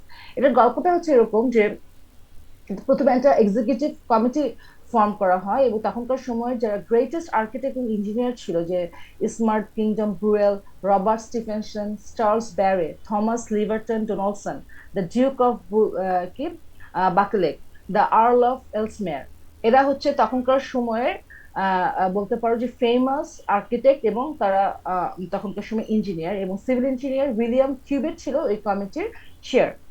ওরা একটা কি করে যে প্রথম ফার্স্ট মডার্ন ওয়ার্ল্ড ফেয়ার করবে, এটা 1851-এর কথা, যে ওখানে ফার্স্ট ওয়ার্ল্ড ওয়ার ফার্স্ট বলতে চাচ্ছে যে ওরা বিভিন্ন কান্ট্রিকে ইনভাইট করবে, এবং তারা তাদের বিভিন্ন ধরনের টেকনোলজি বলো, মেটেরিয়াল বলো, কালচার বলো, এটাকে শোকেস করবে। যে আমরা আমাদের এখন আমাদের বাণিজ্য মেলা হয় না, এই বাণিজ্য মেলা টাইপের কনসেপ্টই, হ্যাঁ, কিন্তু এটা 1851-এর প্রথম এই কনসেপ্টটা মানে এটা হাউস করবে আর কি। বিভিন্ন দেশ থেকে বিভিন্ন ধরনের মানুষকে ইনভাইট করবে, তারা তাদের জিনিসপত্র এখানে শোকেস করবে আর কি। এই জন্য একটা কমিটি গঠন করা হয়, যে কমিটি থেকে বলা হয়ে থাকে যে তোমরা একটা কম্পিটিশন কল করো, কম্পিটিশন কল করে যেরকম একটা আমরা একটা প্যাভিলিয়ন স্ট্রাকচার করব, বা একটা একটা একটা কিছু একটা স্ট্রাকচার বানাবো, যে স্ট্রাকচারের মধ্যে বিভিন্ন দেশের লোকজন এসে এখানে তাদের জিনিসগুলো শোকেস করবে। সো ওই কনসেপ্ট থেকে প্রথমে এই কম্পিটিশনটাকে কল করা হয়, এবং 245 ডিজাইন তোমার এখানে রিসিভ করা হয় আর কি। হ্যাঁ, কিন্তু none of the design was entirely suitable for for for building আর কি। হ্যাঁ, অ্যাজ বিল্ডিং, কারণ কি যে টাইম পিরিয়ড ছিল এবং যে বাজেট ছিল, সেই টাইম পিরিয়ড এবং বাজেটের মধ্যে এই 245টা ডিজাইনের কেউই আসলে কি করতে পারছিল না, এটা শেষ করতে পারে না উইদিন দ্য টাইম পিরিয়ড, না উইদিন দ্য হচ্ছে গিয়ে তোমার বাজেটের মধ্যে আর কি। হ্যাঁ, তো এরকম একটা সিচুয়েশনের সময় দেখা যায় যে যেহেতু তারা সবাই নিজেরাই গ্রেট আর্কিটেক্ট এবং ইঞ্জিনিয়ার ওই সময়কার, তারা নিজেরাও তখন একটা ডিজাইন করে যে ঠিক আছে ওরা অন্যরা পারবে না, আমরাই ডিজাইন করি। ওরা নিজেরা তখন ডিজাইন করে, এবং ওরা ডিজাইন করার পর দেখে যে নো, ইটস নট পসিবল, যে এইভাবে ওরা ডিজাইন করেছে ওইটা উইদিন দ্য বাজেট এবং ওই টাইমের মধ্যে আসলে সম্ভব না আর কি। A great dome such as the brick dome and adjusted walls, এবং দেখা যায় যে ওনারা যে বিভিন্ন ধরনের যে তোমার স্ট্রাকচারাল এলিমেন্ট ছিল, সেটা কখনোই আসলে তোমার ওনার যে 300,000 যে পাউন্ডের যে বাজেট ছিল, সেই বাজেটের মধ্যে সম্ভব না আর কি। হ্যাঁ, তো এরকম একটা সিচুয়েশনের মধ্যে যে জোসেফ প্যাক্সটন তখন তোমার একটা ডিজাইন জমা দেয় আর কি। হ্যাঁ, যেটা হচ্ছে গিয়ে দেখা যাচ্ছে যে ওরা যখন অ্যানালাইসিস করলো, ওরা অ্যানালাইসিস করে দেখলো যে যে টাইম পিরিয়ড দেওয়া হয়েছিল, সেই টাইম পিরিয়ডের মধ্যে কিন্তু তার হাফ অফ দ্য বাজেটেই আসলে এটা কি করে ফেলা সম্ভব, ডিজাইন করে ফেলা সম্ভব। তখন তো ওরা কমিটির লোকজন নড়ে চড়ে বসলো যে কিভাবে সম্ভব, যে এরকম একটা প্রজেক্ট যেখানে 245টা ডিজাইন জমা পড়লো, আমরাও ডিজাইন করলাম, কোনোটাই আসলে সম্ভব হচ্ছিল না টাইম পিরিয়ডের মধ্যে এবং বাজেটের মধ্যে। সেখানে জোসেফ প্যাক্সটন একটা ডিজাইন জমা দিল, যেটা তোমার মানে with half of the price এবং উইদিন দ্য টাইম মিনিটের মধ্যে এটা কি করা সম্ভব, ডিজাইন করা সম্ভব। ওনাকে তখন দায়িত্বটা দিয়ে দেওয়া হয় যে ঠিক আছে, তো তুমি এই কাজটা করো, ফার্স্ট আমাদের যে ওয়ার্ল্ড ফেয়ার হবে সেটা বিল্ডিংটা তুমি ডিজাইন করবা। যেহেতু এটা অ্যাকচুয়ালি উনি কি ছিলেন, যেটা বলছিলাম যে ল্যান্ডস্কেপ গার্ডেনার ছিলেন, এবং যে উনি প্রচুর উনি ডিজাইন করেছিলেন গ্রিন হাউস, উনি আসলে ওই কনসেপ্টেই ডিজাইনটা করে। হি proposal was 1851 feet long structure of glass and iron, solid glass and iron, at an estimated price of 150,000. And through negotiations with the manufacturer who would supply the material, Paxton could complete the project on time. So উনি একটা Fox and Henderson যে তোমার building construction material তখন একটা large একটা করে, large একটা company ছিল, তাদের সাথে তখন এটা ডেমনস্ট্রেশন করে প্রি ফ্যাব্রিকেশনে। তো যেটা করে কেন আসলে উইদিন দ্য টাইম পিরিয়ড, তারা যেটা করছিল ওগুলো সবই ছিল যে সলিড ব্রিক, তোমার ডোম, মানে এই যে ম্যাসনরি স্ট্রাকচার, সেই ম্যাসনরি স্ট্রাকচারটা কখনোই এই বাজেট এবং টাইমের মধ্যে সম্ভব ছিল না, আমাদের যে টাইমটা ছিল। কিন্তু উনি যেটা করেন স্ট্যান্ডার্ডাইজ ফরম্যাটে চলে যান, উনি আয়রন এবং গ্লাসের স্ট্যান্ডার্ড ফরম্যাট উনি ডিজাইনের মধ্যে, যেটা ফ্যাক্টরি মেড। তাহলে তার মানে কি উনি এই যে ফক্স অ্যান্ড হ্যান্ডারসনের ম্যানুফ্যাকচারিং কোম্পানিকে পুরা স্ট্যান্ডার্ড সাইজটা বলে দেন যে তোমার এই সাইজের গ্লাস হবে, এই সাইজের আমার স্ট্রাকচার মেম্বার হবে, তো ওটা ফ্যাক্টরিতে মেড হয়ে যায়, মেশিন মেড। যার কারণে খুব অল্প সময়ের মধ্যে কিন্তু আসলে 1851 ফিট লং এই স্ট্রাকচারটাকে উনি আসলে মানে অ্যাসেম্বল করে ফেলতে পেরেছিলেন, যেহেতু প্রি ফ্যাব্রিকেটেড স্ট্রাকচার ছিল। এটা অনেকটা কিরকম যে স্ট্যান্ডার্ড সাইজের এলিমেন্ট গুলো ফ্যাক্টরিতে মেড হয়েছে, এটা সাইটে এসেছে, ওরা এটাকে অ্যাসেম্বল করেছে, এবং যার কারণে খুব দ্রুত এটাকে অ্যাসেম্বল করে ফেলা সম্ভব হয়েছিল। এবং অন সাইটে যখন তোমার কোন ধরনের একটা আম, কোনো একটা ইনসিডেন্ট হচ্ছে, মনে করো কোনো একটা গ্লাস ভেঙে গেছে বা কোনো একটা মেটেরিয়াল শর্টেন হচ্ছে বা ফিট হচ্ছে না, ঠিক ওই জাস্ট ওই জায়গাটাকে ওনারা আবার ফ্যাক্টরিতে মানে আবার খুব দ্রুত বানিয়ে আনতে পারছে, যেহেতু এটা স্ট্যান্ডার্ড সাইজে ছিল আর কি। হ্যাঁ, তার মানে কি খুব খুব দ্রুত রিপ্লেসও করা সম্ভব, এবং রিপ্লেস করার জন্য পুরো স্ট্রাকচারও বন্ধ করে রাখা দরকার নেই, শুধু ওই ওই এলিমেন্টটুকুই শুধু ওনারা আবার বারবার রিক্রিয়েট করেছিল। So this is how they have house, এই যে এত বড় একটা যে স্ট্রাকচার ডিজাইন করলেন, এবং যে ডিজাইনে প্রথম তোমার বলতে পারো যে ওয়ার্ল্ড ফেয়ার হলো। তো এটা লোকেশন ছিল ইংল্যান্ডের 1851, 1851-এ, এবং পরবর্তীতে আবার 1852-তে এটাকে রিক্রিয়েট করা হয়েছিল, যেহেতু ওয়ার্ল্ড ফেয়ার একটা প্যাভিলিয়নের মতো, এটা তো আসলে একটা পার্কের মতো করা হয়েছিল, কিন্তু এটা এত পপুলারিটি হয়েছে এটা রিক্রিয়েট করেছিল, কিন্তু এটা আবার রিক্রিয়েট করে এটা 1852-তে আবার রিক্রিয়েট করা হয়েছিল, যেটা পরবর্তীতে 1936-এ পুরোটা বার্ন হয়ে যায়। কনস্ট্রাকশন সিস্টেম ছিল কাস্ট আয়রন গ্লাস, এবং কনটেক্সট তোমার ছিল যে এখানে বিভিন্ন ধরনের প্রিফেব্রিকেশন, কত ফ্লোর এরিয়া, এটা ডিটেলস দেওয়া আছে। So 1815 Joseph Paxton's Crystal Palace was built, unique structure which has no counterpart in the 19th century except the machinery hall of the Paris exhibition of 1889. For the first time, building was erected in principle solely of iron and glass, covered an area of 18 acres, constructed in 4 months. In a traditional stone building of similar size, the process of erection would have lasted years, even decades. অর্থাৎ তুমি যদি এই total বিল্ডিংটাকে যদি normal building material করতে যেত, তাহলে এটা বছর খানেকেরও অনেক অনেক বছর লেগে যেত আর কি এই বিল্ডিংটা কমপ্লিট করতে, যেটা উনি অনলি 4 মান্থসে কমপ্লিট করে ফেলতে পেরেছিলেন। এই যে নামটা ক্রিস্টাল প্যালেস হলো, এই ক্রিস্টাল প্যালেসটাও আসলে ওনাদের দেয়া ছিল না। যখন এটা ওপেনিং করা হলো, মানে কোয়ার্টার অফ ইংল্যান্ডের পপুলেশন তোমার এই পুরা এই প্রজেক্টটা দেখতে চলে আসে, কারণ এত লাইট, এত এরেশন, মানে এত সুন্দর space they have never seen. কারণ একটা বিল্ডিং এ ঢোকা মানে হচ্ছে যে প্রচুর মানে সলিড অ্যান্ড ভয়েড, এবং আলো আসছে লিমিটেড, হ্যাঁ, এলিমেন্ট গুলাই অন্যরকম। এখানে এই বিল্ডিংটা হচ্ছে কি building itself very light weight, হ্যাঁ, এবং ও এত ট্রান্সপারেন্ট, যেটা এই ট্রান্সপারেন্সি থেকেই তখন ইংল্যান্ডের বিভিন্ন সাংবাদিকরা বিভিন্ন জায়গায় বা মানুষের মুখে মুখে ক্রিস্টাল প্যালেস হিসেবে তখন ইয়া হয়ে যায়, এস্টাবলিশড হয়ে যায়, এবং পরবর্তীতে একটা নামও হয়ে যায় ক্রিস্টাল প্যালেস আর কি। হ্যাঁ, এবং this is the first time যে they have invited so many people in, ধরো এরকম গ্লাস এবং আয়রনের করা বিল্ডিং, এবং তখনই মানুষের আসলে এটা স্ট্রাইক করে যে ইটস পসিবল যে এরকম একটা হিউজ একটা স্ট্রাকচার আমরা এত অল্প সময়ে এত অল্প কষ্টে বানালাম, মানুষ কিন্তু ঘুরে ফিরে বেড়াচ্ছে, কোনো ধরনের ইনসিডেন্ট হচ্ছে না। তার মানে অ্যাজ এ বিল্ডিং মেটেরিয়াল এটা একটা তখন লুক্রেটিভ একটা এলিমেন্ট হিসেবে আসলো। Impression made by crystal palace contemporary opinion was overwhelmed. Instead of the usual massive masonry, the space was enclosed by only a slender network of iron and glass, through which natural light of the sky মানে খুব easily penetrate করতে পারছে. The daring of the conception lacked one of the characteristics of later steel buildings, the unsupported spanning of large areas. হ্যাঁ, এখানে একটা জিনিস যেটা ওরা ল্যাক করেছে সেটা হচ্ছে যে ওরা স্প্যানিংটাকে খুব বেশি মানে স্প্যান দেন, যেহেতু আয়রন এবং স্টিল স্ট্রাকচার তুমি তো আসলে অনেক লার্জ এরিয়া আনসাপোর্টেড করতে পারতা, বাট ওইটার একটা কনজারভেটিভ নেচারের কারণেই হোক ওরা ওইটাকে খুব বেশি এক্সপ্লোর করে নাই। ওদের হাইয়েস্ট তোমার আইলটা ছিল 70 ফিট অ্যাপার্ট, মানে 70 ফিট অ্যাপার্টই হচ্ছে মেইন যে সার্কুলেশন আইলটা, এন্ট্রি আইলটা, সেটাই ছিল একমাত্র 70 ফিট। এছাড়া বাকিগুলো খুব রেগুলার ম্যানারেই তোমার খুব ক্লোজলি আসলে তোমার এটাকে কলামস গুলোকে প্লেস করা হয়েছিল, যেটা আসলে নেসেসিটি ছিল না। হ্যাঁ, এটা হচ্ছে সেই 70 ফিটের স্প্যান, যেটা হচ্ছে মেইন আর্কওয়ে।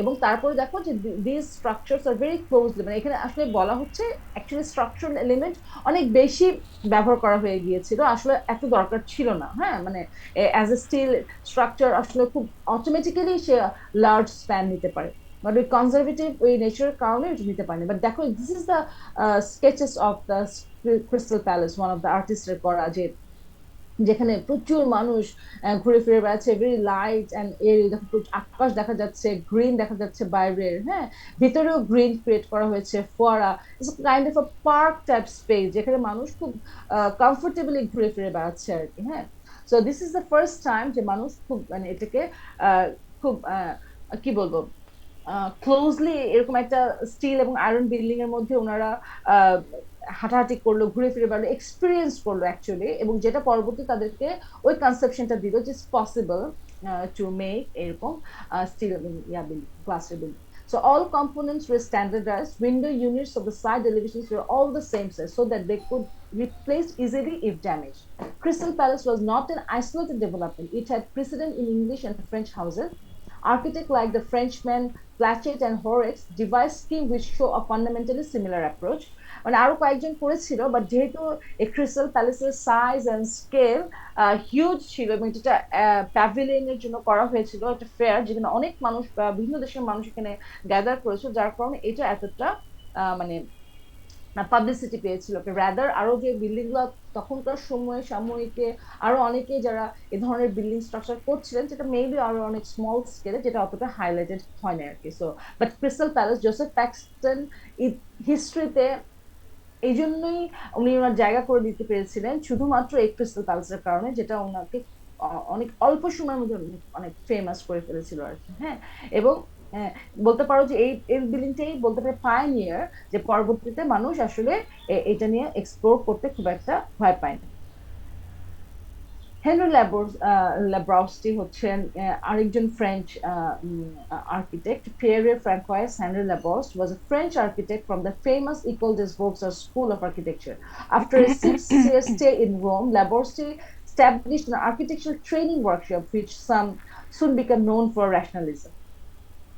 সো ওনার ডিজাইন করা একটা লাইব্রেরি হচ্ছে বিবলিওথেক সেন্ট জেনেভা ইন প্যারিস। এটা হচ্ছে between 1838 to 1850. A building for the Saint Geneva Library was designed and constructed under the direction of the architect Henri Labousty. He was given the project in 1838, but construction did not commence until 1843. The glass and iron reading room has been described as magisterial, and the building itself as a seminal work in the creation of the modern library as a temple of knowledge and space for contemplation. At the same period, Henri Labousty was working in Paris. He built the Bibliothèque Saint Geneva in Paris. In the thick external walls, which there is a steel structure of arc-shaped lattice girders carried on cast iron stanchions. আমি এটা একটু দেখাচ্ছি project, তাহলে বুঝতে পারবো। Its concept and similar principles is lit by roof light in a vaulted ceiling. So এটা দেখো, এটা হচ্ছে কি সেই বিবলিওথেক সেন্ট জেনেভা প্যারিসের, which is দেখে মনে হচ্ছে নিউ ক্লাসিক্যাল ম্যানারে করা, বাট নিউ ক্লাসিক্যালের যে কিছু প্রিন্সিপলস ছিল, যে পোর্টিকো থাকবে এবং কলামস থাকবে, কলোনেড হবে, একটা একটা একটা একটা সেন্ট্রাল একটা পোর্টিকো থাকবে, দোজ আর মিসিং। হ্যাঁ, তার মানে তখনও কিন্তু মানুষ, আমি এটা এই জন্য বললাম যে তখনও আর্কিটেক্টরা কিন্তু কনজারভেটিভ ইন এক্সটেরিয়র পার্ট, মানে সে কিন্তু তোমার আয়রন এবং গ্লাস ব্যবহার করেছেন ইনসাইডে রাদার ইন এক্সটেরিয়র। এক্সটেরিয়রটা তখনও ওনার সেই নিউ ক্লাসিক্যাল ম্যানারে এবং যে যে কনজারভেটিভ ম্যানার ছিল সেই ম্যানারেই করা। কিন্তু ইনসাইডে দেখো he has create a very different kind of একটা স্পেস। এটা হচ্ছে গিয়ে তোমার এই এই যে লাইব্রেরি বিল্ডিং এর এই টপ ফ্লোরটা হচ্ছে গিয়ে তোমার আমরা এইটা দেখতে পাচ্ছি, আর এই নিচের বিল্ডিংটা ছিল, নিচের পোর্টটা ছিল হচ্ছে গিয়ে শুধুমাত্র অফিসিয়াল লাইব্রেরি, যে আদার্স যে অফিসিয়াল এবং রেকর্ডিং আর্কাইভিং এর জন্য এটা ব্যবহার করা হয়েছিল। সো লাইব্রেরি, আই মিন স্ট্যাক এবং রিডিং রুম, এইটাই ছিল তোমার আপার ফ্লোরে। আপার ফ্লোরটা ছিল রিডিং এরিয়া এবং লাইব্রেরির জন্য, আর নিচেরটা হচ্ছে পুরোটাই আর্কাইভিং, অফিসেস, আদার্স অ্যাক্টিভিটির জন্য, স্টোরেজ। ইনসাইডে দেখো, দেখতেই পাচ্ছি আমরা যে এগুলা হচ্ছে কিন্তু ওনার রেগুলার ব্রিক ম্যাসেনরি, এবং মাঝখানে এই যে পার্টটুকু তার মাঝে উনি এই রুফটাকে ধরার জন্য যে আয়রন, কাস্ট আয়রনের কলাম উনি ব্যবহার করেছেন, এবং রট আয়রনের এই যে হাফ ব্যারেল টাইপের, যে দুইটা হাফ আছে, যে ওয়ান হাফ টু হাফ, এই হাফ ব্যারেলটাকে উনি এই যে রড আয়রনের এই আর্ক স্ট্রাকচার দিয়ে হোল্ড করেছেন, যেটা আসলে অ্যাকচুয়ালি এই আয়রন কলামের সাথে কানেক্টেড। এখানে 16 সিলিন্ডার কলাম ছিল এবং এটা আবার এই ম্যাসনারি থেকে এটার সাথে কানেক্টেড। এবং এই যে ম্যাটেরিয়ালটা ব্যবহার করেছিল রুফে, এটা হচ্ছে ট্রান্সলুসেন্ট টাইপের একটা ম্যাটেরিয়াল। রোদ পড়লে এখানে একটা লাইট একটা পাস করতো আর কি, যত স্পেসের মধ্যে।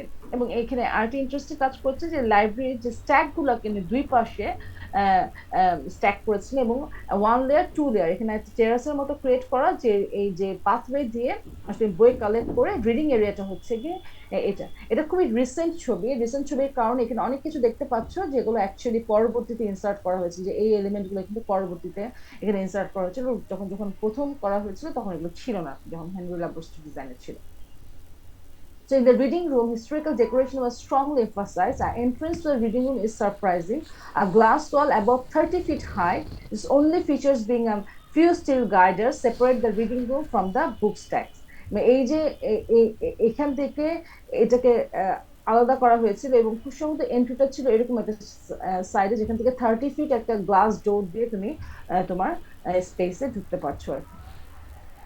এটা হচ্ছে খুব সম্ভবত গ্রাউন্ড ফ্লোর, হ্যাঁ এটা হচ্ছে গ্রাউন্ড ফ্লোর, যেখানে তোমার যে আর্কাইভিং করা, এটা হচ্ছে মেইন তোমার এন্ট্রি হল, যেখানে পুরা মানুষ এন্ট্রি করছে এখান থেকে। তারপর এই দুই পাশে সিঁড়ি দিয়ে সে উপরে উঠে যাচ্ছে, আর এখানে অফিস টফিস আর আদার্স জিনিসপত্র স্টাফ। এটা হচ্ছে যে উপরে যে তোমার হলওয়েটা, এটাই হচ্ছে তোমার 30 ফিট তোমার এন্ট্রি হল, যেখান থেকে তোমার এই টোটাল রিডিং এরিয়াটা, এবং মাঝখানে এটা হচ্ছে সে কলামগুলো রাখা, যে কলামগুলো এগেনস্টে হচ্ছে তোমার যে কাস্ট আয়রনের কলাম তোমার রিডিং এরিয়াটাকে ধরা হয়েছে। এটা হচ্ছে তোমার তোমার যে জেনেভার, এটা হচ্ছে আউটসাইড থেকে দেখতে পাচ্ছ, এটা হচ্ছে ছাদটা। ওনার আরেকটা লাইব্রেরি ডিজাইন করেছেন, যে বিবলিথিক ন্যাশনাল। এটা হচ্ছে সেই ডিজাইন, সেটার মধ্যে এই অংশটুকু আসলে পুরনো স্ট্রাকচার। হ্যাঁ, উনি পরবর্তীতে এই স্ট্রাকচারটাকে অ্যাড করেন, এবং এখানে উনি ইন্টেরিয়রটাই মোস্টলি করেন, এবং এটা হচ্ছে একটা ফ্রন্টাল কোর্ট অ্যাড করেন। এটা হচ্ছে মেইন এন্ট্রি। আগে ছিল তোমার এইটা এন্ট্রি হয়ে গার্ডেন হয়ে এটা তোমার মেইন লাইব্রেরি বিল্ডিং। পরবর্তীতে এই অংশটাকে উনি অ্যাটাচ করে এটা তখন হয়ে যায় অ্যাডমিন ব্লক, এবং এই কোর্টইয়ার্ড দিয়ে এন্ট্রি করলে এটা রিডিং এরিয়া, এবং পেছনে বুকস থেকে। এখানে আরেকটা ইন্টারেস্টিং কাজ করছেন, উনি বুকস ট্যাক্সটাকে সম্পূর্ণ সেপারেট করে দেন, এবং রিডিং এরিয়াটাকে আলাদা করে একটা এই স্পেসের মধ্যে উনি হাউস করেন। So he worked in this building 21 years, designing around existing structures to create a central reading room and a separate book stack, the first to be provided in a library. So এই কনসেপ্টটা প্রথম, যেখানে তোমার পুরো বুক স্ট্যাকটাকে তুমি separate করে, এবং reading room এবং বুক স্ট্যাকটাকে তুমি সেপারেট করে দিয়েছিলে। He used masonry for the neoclassical wall and cast iron for the interior. এই সেম ম্যানারই উনি কাজ করেছিলেন, যে ওনার এক্সটেরিয়র ফ্যাসাদ ছিল হচ্ছে তোমার নিউ ক্লাসিক্যাল স্টাইলের, এবং ইন্টেরিয়র ছিল হচ্ছে তোমার আয়রন এবং স্টিলের। Library location in the center of the plan, entry lower left of the large court. এই লার্জ কোর্ট দিয়ে তোমার এন্ট্রি হয়ে তোমার এই রিডিং রুমে এই সেন্ট্রাল রিডিং রুমে চলে আসে। The principal access in the transverse one through the court, reading room and into the stacks. So মানে ট্রান্সভার্স করে তুমি যদি দেখো, এটা হচ্ছে কি তোমার প্ল্যানিং লেআউট কনসেপ্টে ছিলেন। 9 ডোম ইচ 35 ফিটার ইন ডায়ামিটার। এখানে 9 ডোম ছিল, যেটা 35 ফিটার ডায়ামিটার ছিল, এবং rest on a grid of 16 cylinder column. এখানেও তাই, 16 সিলিন্ডার কলাম, দেখো বিশাল এরিয়া, কিন্তু কিন্তু এই 9 ডোমকে উনি এই 16টা কলামের উপরে কাস্ট আয়রনের সিলিন্ডার কলামের উপরে হোল্ড করেছিলেন, এবং প্রত্যেকটা তোমার এই ডোমের ভিতর থেকে অকিউলাস বলা হয়ে থাকে এটাকে, মানে উনি যে নাম দিয়েছিলেন যে আইজ এর মতো, চোখের মতো, যেখান থেকে তুমি এখান থেকে এটা সেন্ট্রাল ক্লিয়ার স্টোরে করে এখান থেকে তুমি লাইট পাস করছো আর কি। So the elimination of the space comes from the celestial and oculus windows in each dome, 6 floors of shelving and aisle space topped lit by skylight and lightless. আর এখানে তোমার সাইডে কিছু তোমার আইলস ছিল, যেগুলো তোমার কিন্তু টোটালটাই ছিল তোমার একটা সেন্ট্রাল রিডিং এরিয়ার মধ্যে আর কি। সো দিস ইজ হচ্ছে কি তোমার রিডিং রুম। এই পাশ থেকে মনে হয় এন্ট্রি, এবং ওই পাশ থেকে চলে গেলে তুমি ভিতরে হচ্ছে বুক স্ট্যাকস গুলা। This is very interesting. এবং তুমি দেখো যে এই ধরনের লাইট কিন্তু উনি ওনার আগের প্রজেক্টে ব্যবহার করেছিলেন। দিস ইজ দা হচ্ছে গিয়ে সেই 16 কলাম, যেখানে প্রচুর লাইট আসছে কিন্তু, এবং এই লাইট গুলা কিন্তু এই যে ক্লিয়ার স্টোরের কারণে আসছে। এবং দেখো এই যে ডোমটাকে ধরেছেন রট আয়রনের যে structural frame, they very limited. এটার সাথে তুমি অনেকটা ইন্টারনাল স্পেস অফ, আমরা যে বালেটলি ডাক, আমরা যে প্রথমে দেখলাম যে একজন থিওরিটিশিয়ান ফ্রেঞ্চ যে প্রথম এই ক্লাস স্ট্রাকচারাল হচ্ছে এই আব্বু। এলিমেন্টটাকে মনে করেছেন যে আর্কিটেকচারাল এলিমেন্ট হিসেবে ব্যবহার করার জন্য উনি প্রচুর স্কেচেস করেছিলেন, তার সাথে আমরা একটা সিমিলারিটি খুঁজে পাই। এবং উনি উনি যে কনসেপ্টে আসলে ডোম গুলাকে কানেক্ট করেছিলেন এই স্লেন্ডার কলামের উপর দিয়ে, তোমাদের মনে আছে মনে হয়, হ্যাঁ, ফ্যালেটলি ডাকের, সেই সেই কনসেপ্টে অনেকটা তোমার হেনরি লাপোস্টের এই ডিজাইনটা করা। তো এটা হচ্ছে সেই দেখো, অ্যাকচুয়ালি কিন্তু এক্সটেরিয়র ফ্যাসাড পুরো নিউ ক্লাসিক্যাল ম্যানারে করে। এখানে অবশ্য পোর্টিকো পোর্টিকো একটা করা হয়েছে, কিন্তু এখানে আবার কলাম গুলাকে আসলে কলাম নাই অ্যাকচুয়ালি, এটা একটা সেন্ট্রাল পোর্টিকের মতো করে, এখানে এন্টারব্লেচারের মতো করে এখানে একটা সেন্ট্রাল একটা করা, এবং দুই পাশে রেক্টেঙ্গুলার ব্লক চলে গেছে আর কি। এখান থেকে তোমার বিল্ডিং এর এন্ট্রি।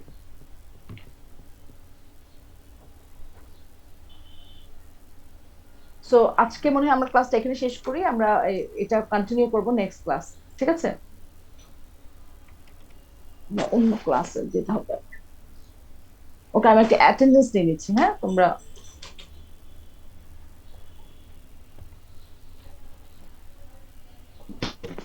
শুনতে পাচ্ছ আমাকে? জি ম্যাম। Yes, Yes, miss. না, আমি অ্যাটেন্ডেন্স নিচ্ছি, তোমরা একটু আমাকে ইয়া করো, ফলো করো, হ্যাঁ।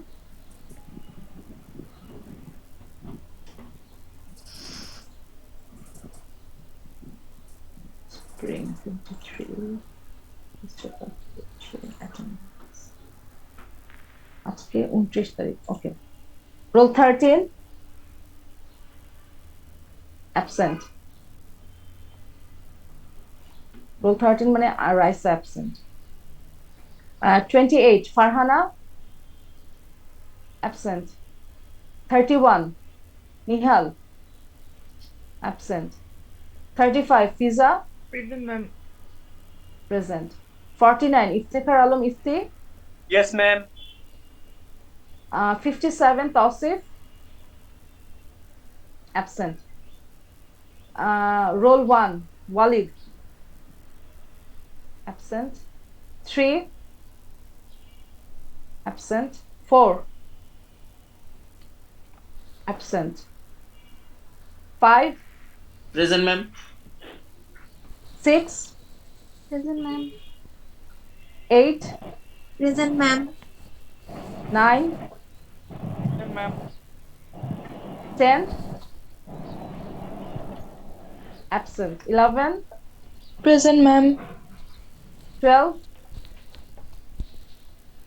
absent। 13 Present, ma'am. 15 Yes, miss. 16 Present, ma'am. 18 absent। 19 Yes, miss. Present. হ্যাঁ, কে প্রেজেন্ট? 18 প্রেজেন্ট। Ji, ma'am. ওকে। 20 Yes, ma'am.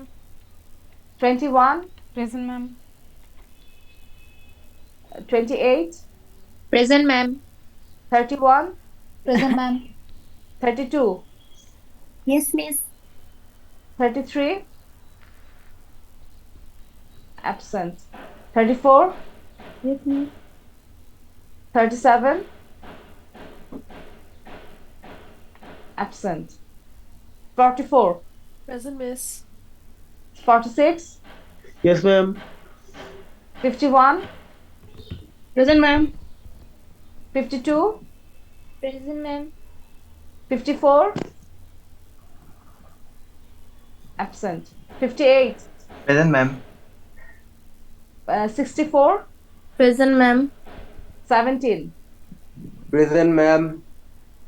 okay, আর roll 50 Sabrina. Present, ma'am. Fahad 49 absent। Present কয়জন? 1 1 2 3 Ma'am, 4 roll 1 5 6 7 8 9 10 11 12 13 14 15 16 17 18 19 20 21, 22, 23, 24, 25, 26। রোল 1 আছো, জি ম্যাম। তার মানে 27। আমাদের ক্লাসরুমে কতজন দেখাচ্ছে? 29, আমি সহ 28। তাহলে আরেকজন কে দেয় নাই? নাকি কেউ ডাবল ডিভাইসে আছো? আছে কেউ? ম্যাম রোল 9 কি দেওয়া হয়েছিল? রোল 9 দিয়েছি। জি ম্যাম, ধন্যবাদ। আর কেউ? আমি এখানে দেখতে পাচ্ছি 27 আমার এখানে প্রেজেন্ট। কেউ রোল কি? 50 কি দেওয়া হয়েছে? রোল 50ও দেওয়া হয়েছে। কেউ কি আছো ডাবল ডিভাইসে ঢুকেছো? ম্যাম ডাবল ডিভাইস তো নেই। এই যে তসিফ, ও কিন্তু আমি দেখতে পাচ্ছি জুমে আছে, কিন্তু ও কিন্তু প্রেজেন্ট দেয় নাই। তসিফ শুনতে পাচ্ছো? তার মানে ও ঘুমাচ্ছে।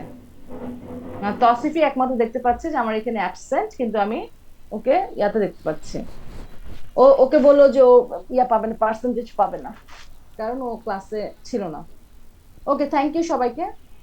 আমাদের আবার নেক্সট ক্লাসে দেখা হবে। হ্যাঁ, নেক্সট ক্লাসে আমি তোমাদেরকে একটা অ্যাসাইনমেন্ট দিয়ে দিব, যেটা আমাদের যেহেতু নেক্সট ক্লাসের পরে মনে হয় আমাদের মিড টার্মের ব্রেক, তাই না? তাই কি? নাকি Yes, আমরা ma'am. আরেকটা ক্লাস পাবো? না, আমরা তো 13 তারিখ আরেকটা ক্লাস পাবো, 6 আর